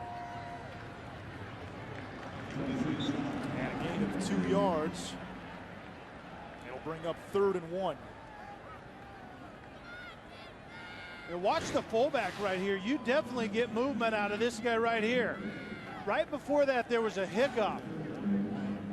You could have looked at it just a skosh earlier than that, and there certainly was a hiccup by the fullback, and the officials just overlooked it.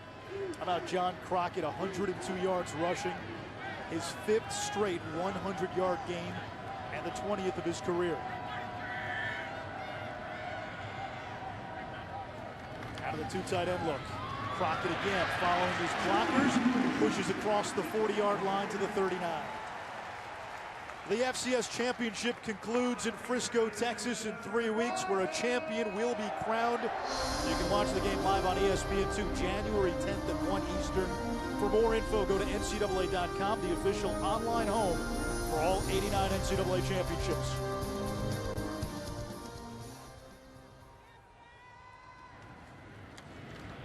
Feeding Crockett again.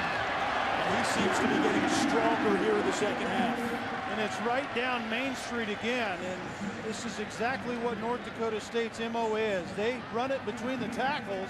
Actually, they're hurrying up right here, and then they'll bust one to the edge. Staying with the 2 tight end look.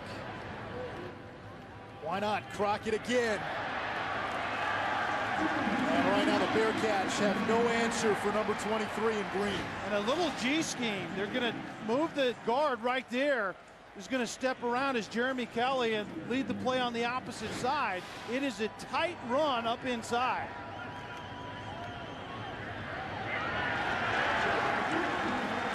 Another first down. It's Crockett. Give him 5. He's over 1,800 yards rushing this season. He set the school's single-season rush record last week. He broke Lamar Gordon's record. Another run. Crockett inside the 30. And this is grown man football right now. And it's the same play. That was the 4th time in a row. And Jeremy Kelly is right here. He's simply going to step around. They call it the G scheme. Relocate on the opposite side, block down on the left side, and they get Crockett right over where the center lined up. And it's just grown man football, like you said, and it's gut check time for Sam Houston State defensively. Clock winding down, the 3rd quarter in the books.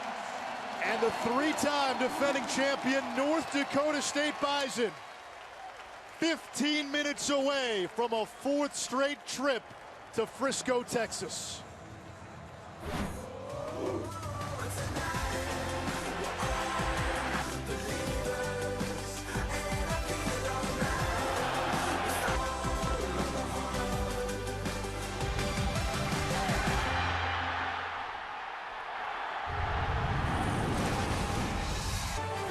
North Dakota State has owned the 3rd quarter this season. They've now outscored opponents 147-29 in the 3rd. FCS Football Championship presented by Northwestern Mutual. The Bison offense came out of hibernation in that 3rd quarter, 217 yards. And right now they're in the midst of an 8-play, 58-yard drive. And this has been a break-your-spirit type of drive. It's been John Crockett running it straight at this Bearcat defense. This is King Frazier, who's got a touchdown run. Frazier to the 25-yard line, a first down for North Dakota State.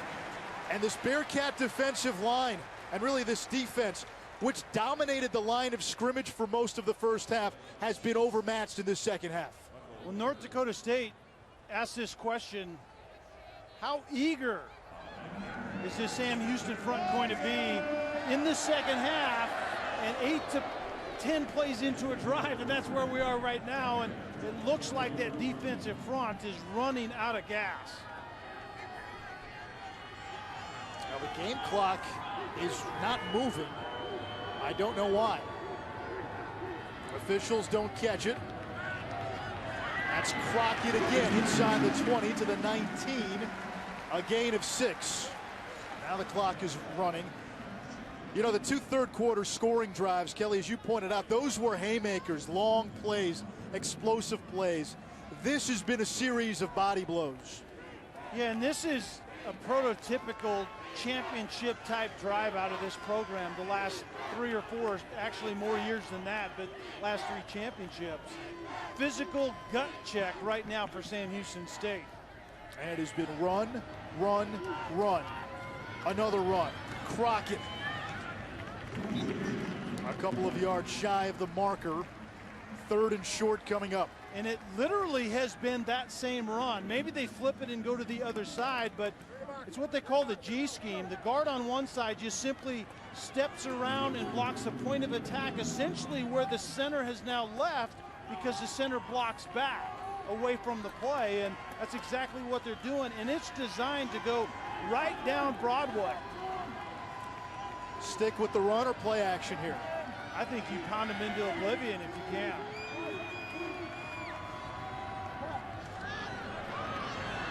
That's Crockett. It looked like maybe there was a pass option, and the second effort gets John Crockett a first down. That's what Crockett brings to the table. This was a design get you kind of pass. But watch the effort right there at the end. He understands what his team needs. The fact of the matter is, two defenders gave up on the play. The guy carrying the football, which was Crockett, did not give up on it and gets a first down. Plays like that win championships. Well-deserved breather for Crockett as Frazier comes back in. Boundary to the right. Frazier on the counter. And he's to the 10-yard line. 2nd and 7.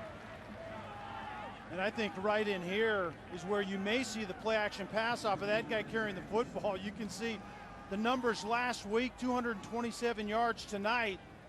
He's getting it done, particularly on this drive, and in the second half in particular, he has been spectacular. And he's a workhorse. I really believe he's one of those backs that gets better the more he gets lathered up. 340 plus carries this season.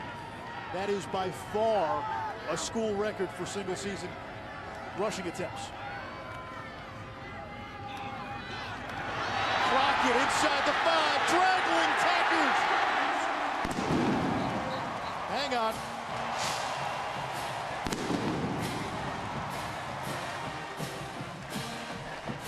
I'm not sure there was a signal yet. The cannons went off.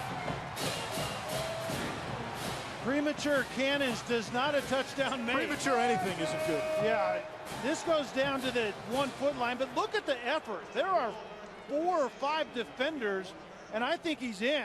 He was actually rolling across the body of number 90. And I think he actually got in before any of his body touched. It was called down on the They're going to look at it upstairs. inside the 1 yard line, and I think they're taking a closer look, and I think this is going to be overturned. George Burton, our replay official, part of a Big South officiating crew. It sure appeared he got in, but you saw the judge come, or one of the officials come from the side and say, nope. Odebo is the one, number 90, on the ground right there. Yeah, the feet don't count. That doesn't matter at all. And the backside, right now it looks like the ball is across the plane. The ball is across. This might be an easy call. Yep, he rolls right across the body of the defender and politely rolls right into the end zone. And that play sums up the drive, doesn't it? Exactly what I was going to say. I mean, not only is Crockett carrying it, but carrying it in that fashion on that play where they've run it at least 6 or 7 times on this drive. And the thing that Crockett is, maybe more than anything else, is patient. He allows the play to develop, and then he gets the most out of what's there. What was the halftime adjustment that North Dakota State made to get its run game going? They abandoned the power game, except for this G scheme that is somewhat After the power. further review, the runner was on top of the defender as he crossed the goal line. Touchdown. Yeah, we saw that coming, but the adjustments, they went away from their double puller power game, and they went to the single puller, the G that steps around a guard, one guard or the other steps around the center. But then it's where they're targeting. They're not going to the edges in the power anymore. They're running right at the nose tackle, and that's working very well. Chris Kleiman in his first year as North Dakota State's head coach, looking to continue the Bison tradition. 28-3 with 11:37 to go in the 4th. Kleiman's got a smile on his face, and the Bison can sniff Frisco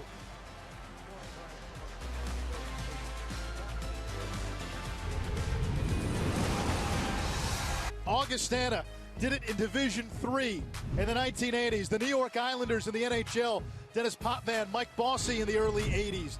Of course, the Boston Celtics won 8 straight titles. Red Auerbach, the head coach. There's John Havlicek, Bill Russell, Bob Cousy. And then the Yankees, the last Major League Baseball team to win 4+ championships in a row, 49-53. The end of the DiMaggio era, the beginning of the Mantle era. And Chris Kleiman and North Dakota State poised to get to Frisco for a 4th straight season, playing for a spot in history. At the FCS level, to win 4 in a row would be just an incredible feat in this day and age. And we saw them muscle up that last drive, and that's a championship type of drive we just saw. 14 plays, 87 yards, 7+ minutes. That is vintage North Dakota State. That's a defensive gut ripper right there. The winner of this game will face New Hampshire or Illinois State. Here's Gerald Thomas out of his own end zone. And he gets smashed at the 15-yard line. Let's go to the studio and Chris Cotter. Benicio, we're talking about dynasties. How about Wisconsin Whitewater winning their 6th Division III title, 43-34 over Mountain Union. This pick by Zach Nellis is second of the game, sealing it. So it's always one of these two teams. This year, it's Wisconsin Whitewater. Guys? That has been a familiar refrain on the D3 circuit.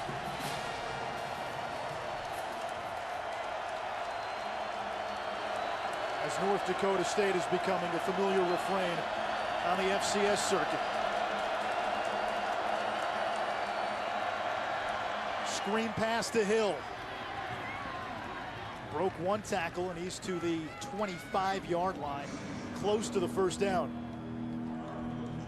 Kelly, the Bearkats this season arrived well ahead of schedule. It's a very young team. 22 starters back next year. They're not going anywhere.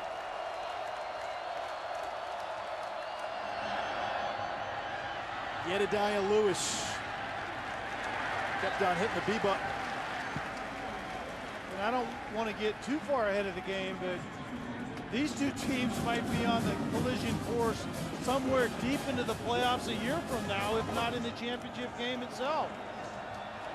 Well, they've met in the championship game 2 of the last 3 years, the semifinals this year.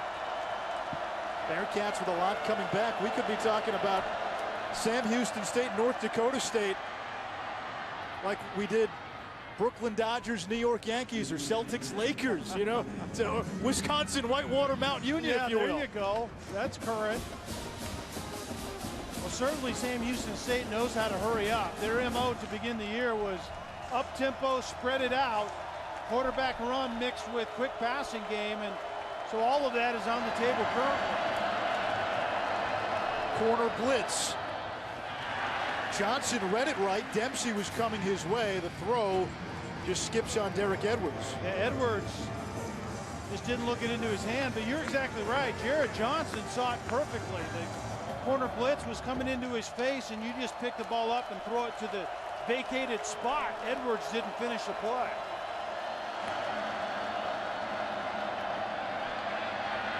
Johnson steps up. Now he'll run. And he gets to the 40-yard line, tackled by Brad Ambrosius, one of the backup D linemen. I think North Dakota State's defensive game plan really kicked in late in the first half, and then in this second half altogether, and play zone on the back end, don't give up any big plays, and force this team to drive the football to get points. Hill goes wide, empty look. Johnson over the middle, and that's caught by Edwards. Now the ball comes out, but there's a flag back at the 31-yard line.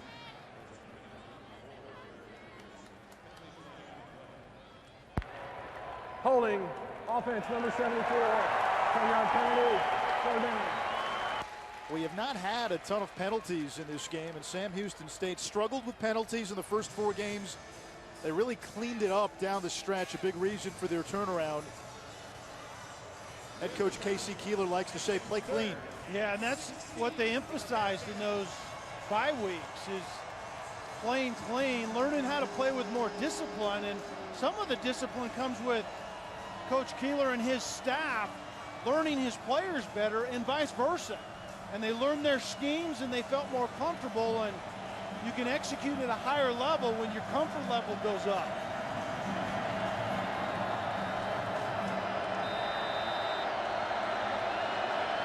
Jared Johnson close to a couple of personal milestones.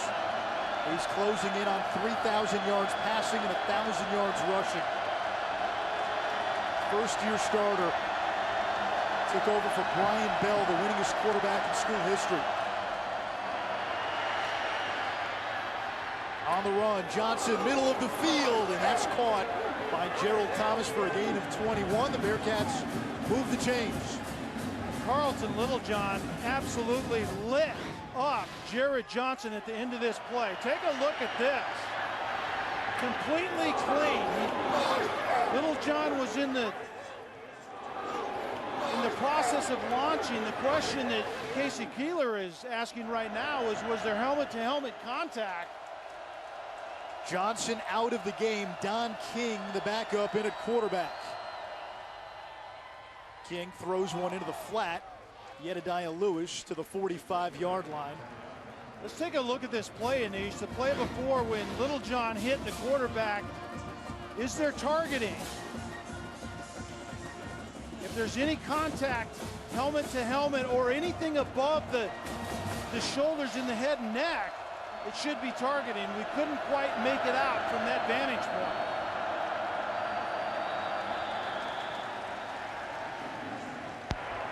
Ball start. Offense, number 70. 5-yard penalty. Second down. Well, Jared Johnson comes back in for Don King, so it appears Johnson is okay. Take another look.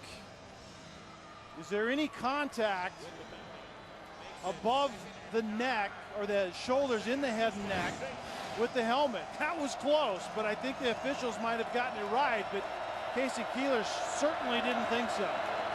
It was a violent hit nonetheless. Johnson backpedaling. There's the screen to Hill. Trying to get the perimeter and tackled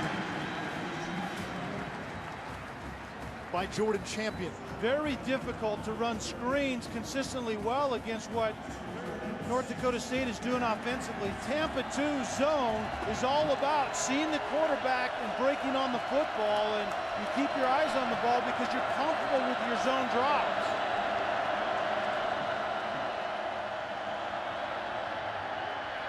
Johnson chased over the middle, caught by Ladarius Brown, the TCU transfer, with just his second catch of the game.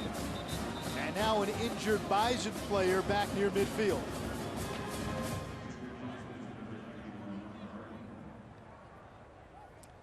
Mike Hardy is the injured North Dakota State player. Trainers will tend to him. 7:50 to go in regulation. The Bison looking to punch their ticket to the championship in Frisco.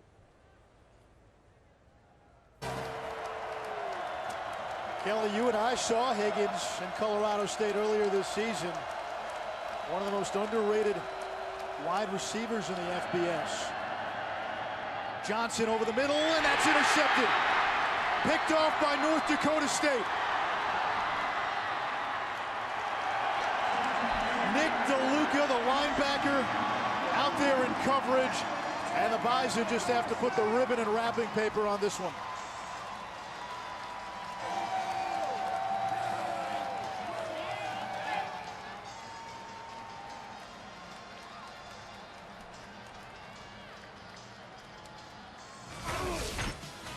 The coaching staff told us Nick DeLuca was going to be a special talent here for the Bison. An interception, and North Dakota State just rolling.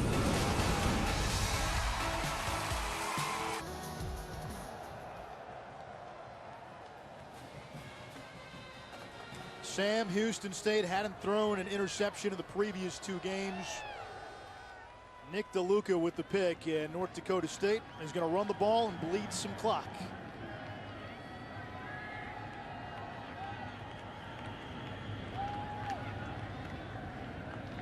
Gain of 2 on first down for Crockett.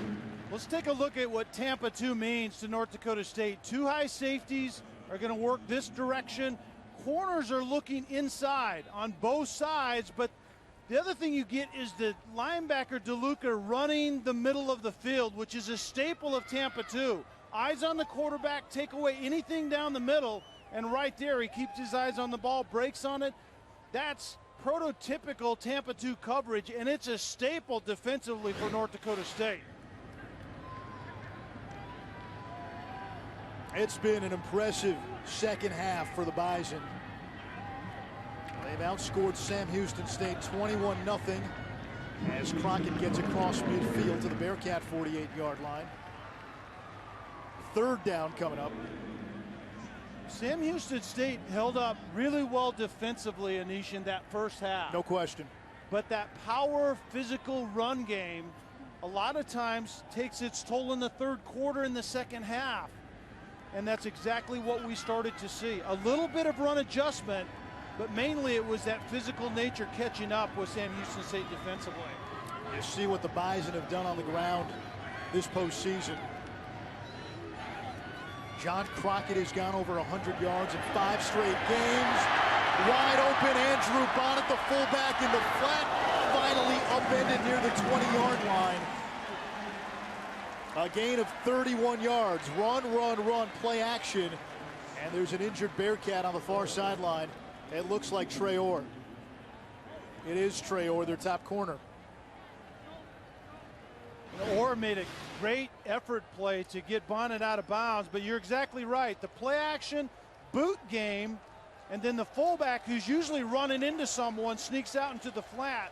A great effort play by Orr at the end there and ends up getting hurt. But that's exactly what North Dakota State presents offensively, is it's usually power, power, power, truck outside, and then play action pass, they go deep. They're not looking to dink and dunk in their power game, or excuse me, in their play action game. Timeout on the field, and we step aside as well. 5:56 to go in regulation. All Casey Keeler can do is watch. What does the Fargoans do? I think it's the Fargoans. Tim, Frankie, members of our crew went curling, the FM Curling Club, one of 10 sanctioned curling clubs in the state of North Dakota. That was a good sell job by those guys. They had no idea what they were doing. They probably went through all the video they had. Don't use this clip, don't use this clip. Make sure to use this one. I look like what I'm doing. I look like I know what I'm doing here. I heard one of our guys crash to the ice. It doesn't surprise me. I actually heard it was Dustin, who's the youngest and the most fit guy, but Dustin, come on, man. Yeah, we like to have fun here. There isn't any water you can fall into under that eye. That's Dustin. There's Dustin. Look Come how on. yoked he is, and he fell to the ground. Come on now. And by the way, Tim threw you under the bus. We would have known nothing about it. It certainly wasn't on the video there. It's funny how they can doctor all that in the truck. Yeah. 1st and 10 from the 17-yard line. John Crockett tackled by Chapman. Don't forget, following our game, Kevin Connors, Jonathan Coachman have you covered. Day in Sports at Sports Center. 5 minutes to go here in regulation. Chris Kleiman, first year as the Bison's head coach. And he's going to get this team back to Frisco, where North Dakota State will defend its championship. They've won 3 in a row. Well, this has been incredibly impressive considering all that this team lost. We said it at the top of the broadcast, 20-plus seniors gone. They lose Brock Jensen, the winningest quarterback in school history. Craig Bohl, the head coach, goes to Wyoming, takes pretty much the entire staff with him. 3rd down after a short run by Crockett. And that's the impressive thing to me is Chris Kleiman was the perfect guy for the job, but he had to essentially go get an entirely new staff. And that's the impressive thing. You can continue on down the same road, new head coach, new staff, but I mean, so many things remain the same philosophically, and that was the important thing. You know, we ran the little dynasty piece earlier in the broadcast, and the dynasty word gets thrown around a lot in sports, but if you think of dynasty in the true sense, can you win once key guys move on? Can that success be continued when there is a break sometimes in terms of personnel. Wentz throwing on the run in the end zone. Touchdown, North Dakota State, R.J. Urzendowski. Well, you can continue to win when guys move on, when guys like Wentz moves into that position for Brock Jensen, and then Urzendowski does a nice job of recognizing that his quarterback was running out of the pocket. Starts inside, battles, sees his quarterback, holds up his hand and runs to the corner. I mean, that's picture perfect scramble drill. There goes Wentz. Urzendowski is going to find him in the corner of the end zone. That's good stuff. Adam Keller, who's got 4 toes on his kicking foot, drills the extra point. It's been all Bison here in the second half. They've outscored the Bearkats 28-0 since the start of the third quarter.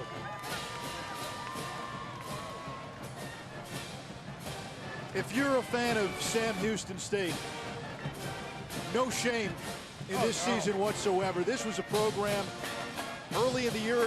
They were 1-3. If you were reading some message boards, people were calling for Casey Keeler's head. Hey, is he the right guy for this program?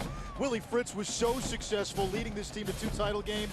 Keeler came over after a year off. He was at Delaware where he won a championship, took the Blue Hens to 2 other title games. But they started to get things right, really beginning with the Lamar game. They had a bye week before that, a bye week after that. Essentially, they played 1 game in a month. Why that schedule quirk? Well, Sam Houston State started the season a week earlier, playing on August 23rd against Eastern Washington. That was a second training camp. It was a way to get all these FBS transfers and this team to start playing together. That really galvanized this team. They built up chemistry, and I'll tell you what, 22 players coming back. Yeah, they're going to be right in the thick of things next year. And they might not have to leave their home field next year in the playoffs.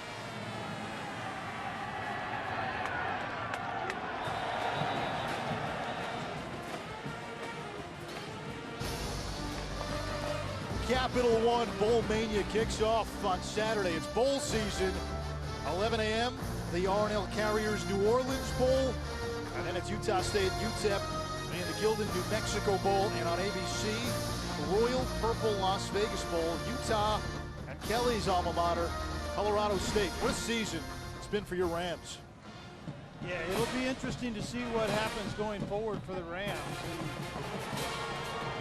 New head coach is going to show up at some point in time. They did approve the on-campus stadium, so they're no longer going to be out in Hughes by the bottom of the mountain. And interesting times at Colorado State. Jared Johnson on first down has a little bit of room, and he is to the 35-yard line. And with that run, Johnson now with 61 yards rushing. He needs 6 more to get to 1,000 on the season, and that would mean 3,000 passing and 1,000 rushing. He's only a sophomore. You talk about building blocks for the future. Zone read. And he's to the 40, a gain of 4, so he needs about 3 more unofficially to get to the millennium mark in terms of rushing yards. Sports Center follows our game tomorrow at 2 Eastern on ESPNU, the second semifinal, New Hampshire and Illinois State. Bison with history with both of those teams.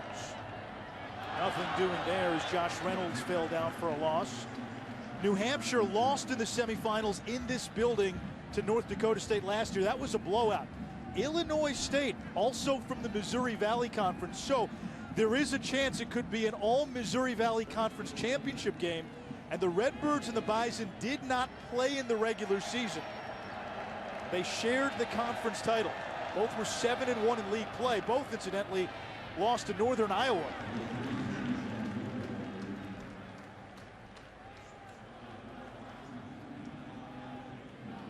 Gain of 6 there for Keyshawn Hill.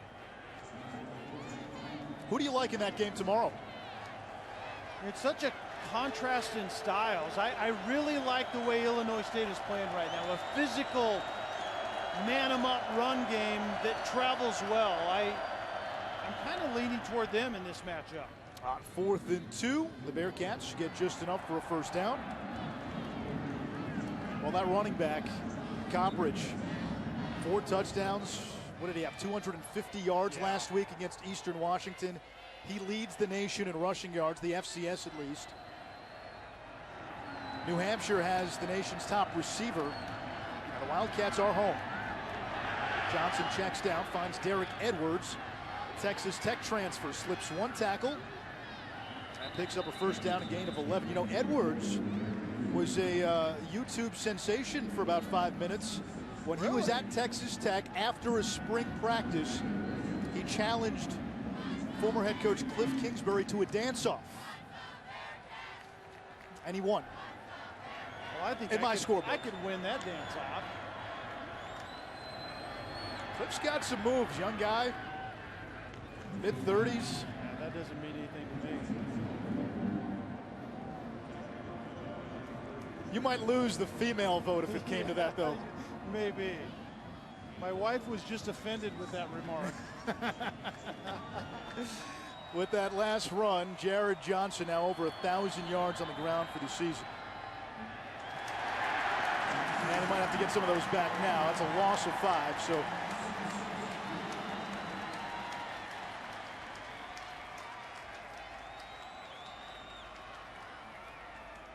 Five sacks now.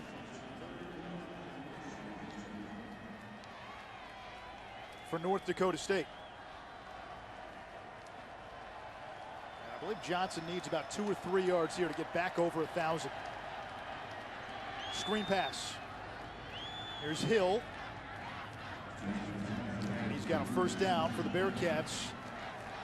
North Dakota State headed to Frisco, and that means Fargo makes its annual pilgrimage to the state of Texas. Well, they will go down to Frisco and try to take that place over again, and it'll be interesting because Illinois State, New Hampshire, whoever comes out of that, it's going to be a terrific matchup in that national championship game. Last play of the game, Jalen Overstreet tackled at the 17-yard line, and the Bison will play for a 4th consecutive FCS championship.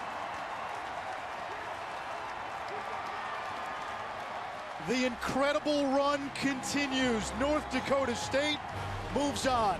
Sports Center is next here on ESPN2. We send it over to Bristol, Jonathan Coachman and Kevin Connors.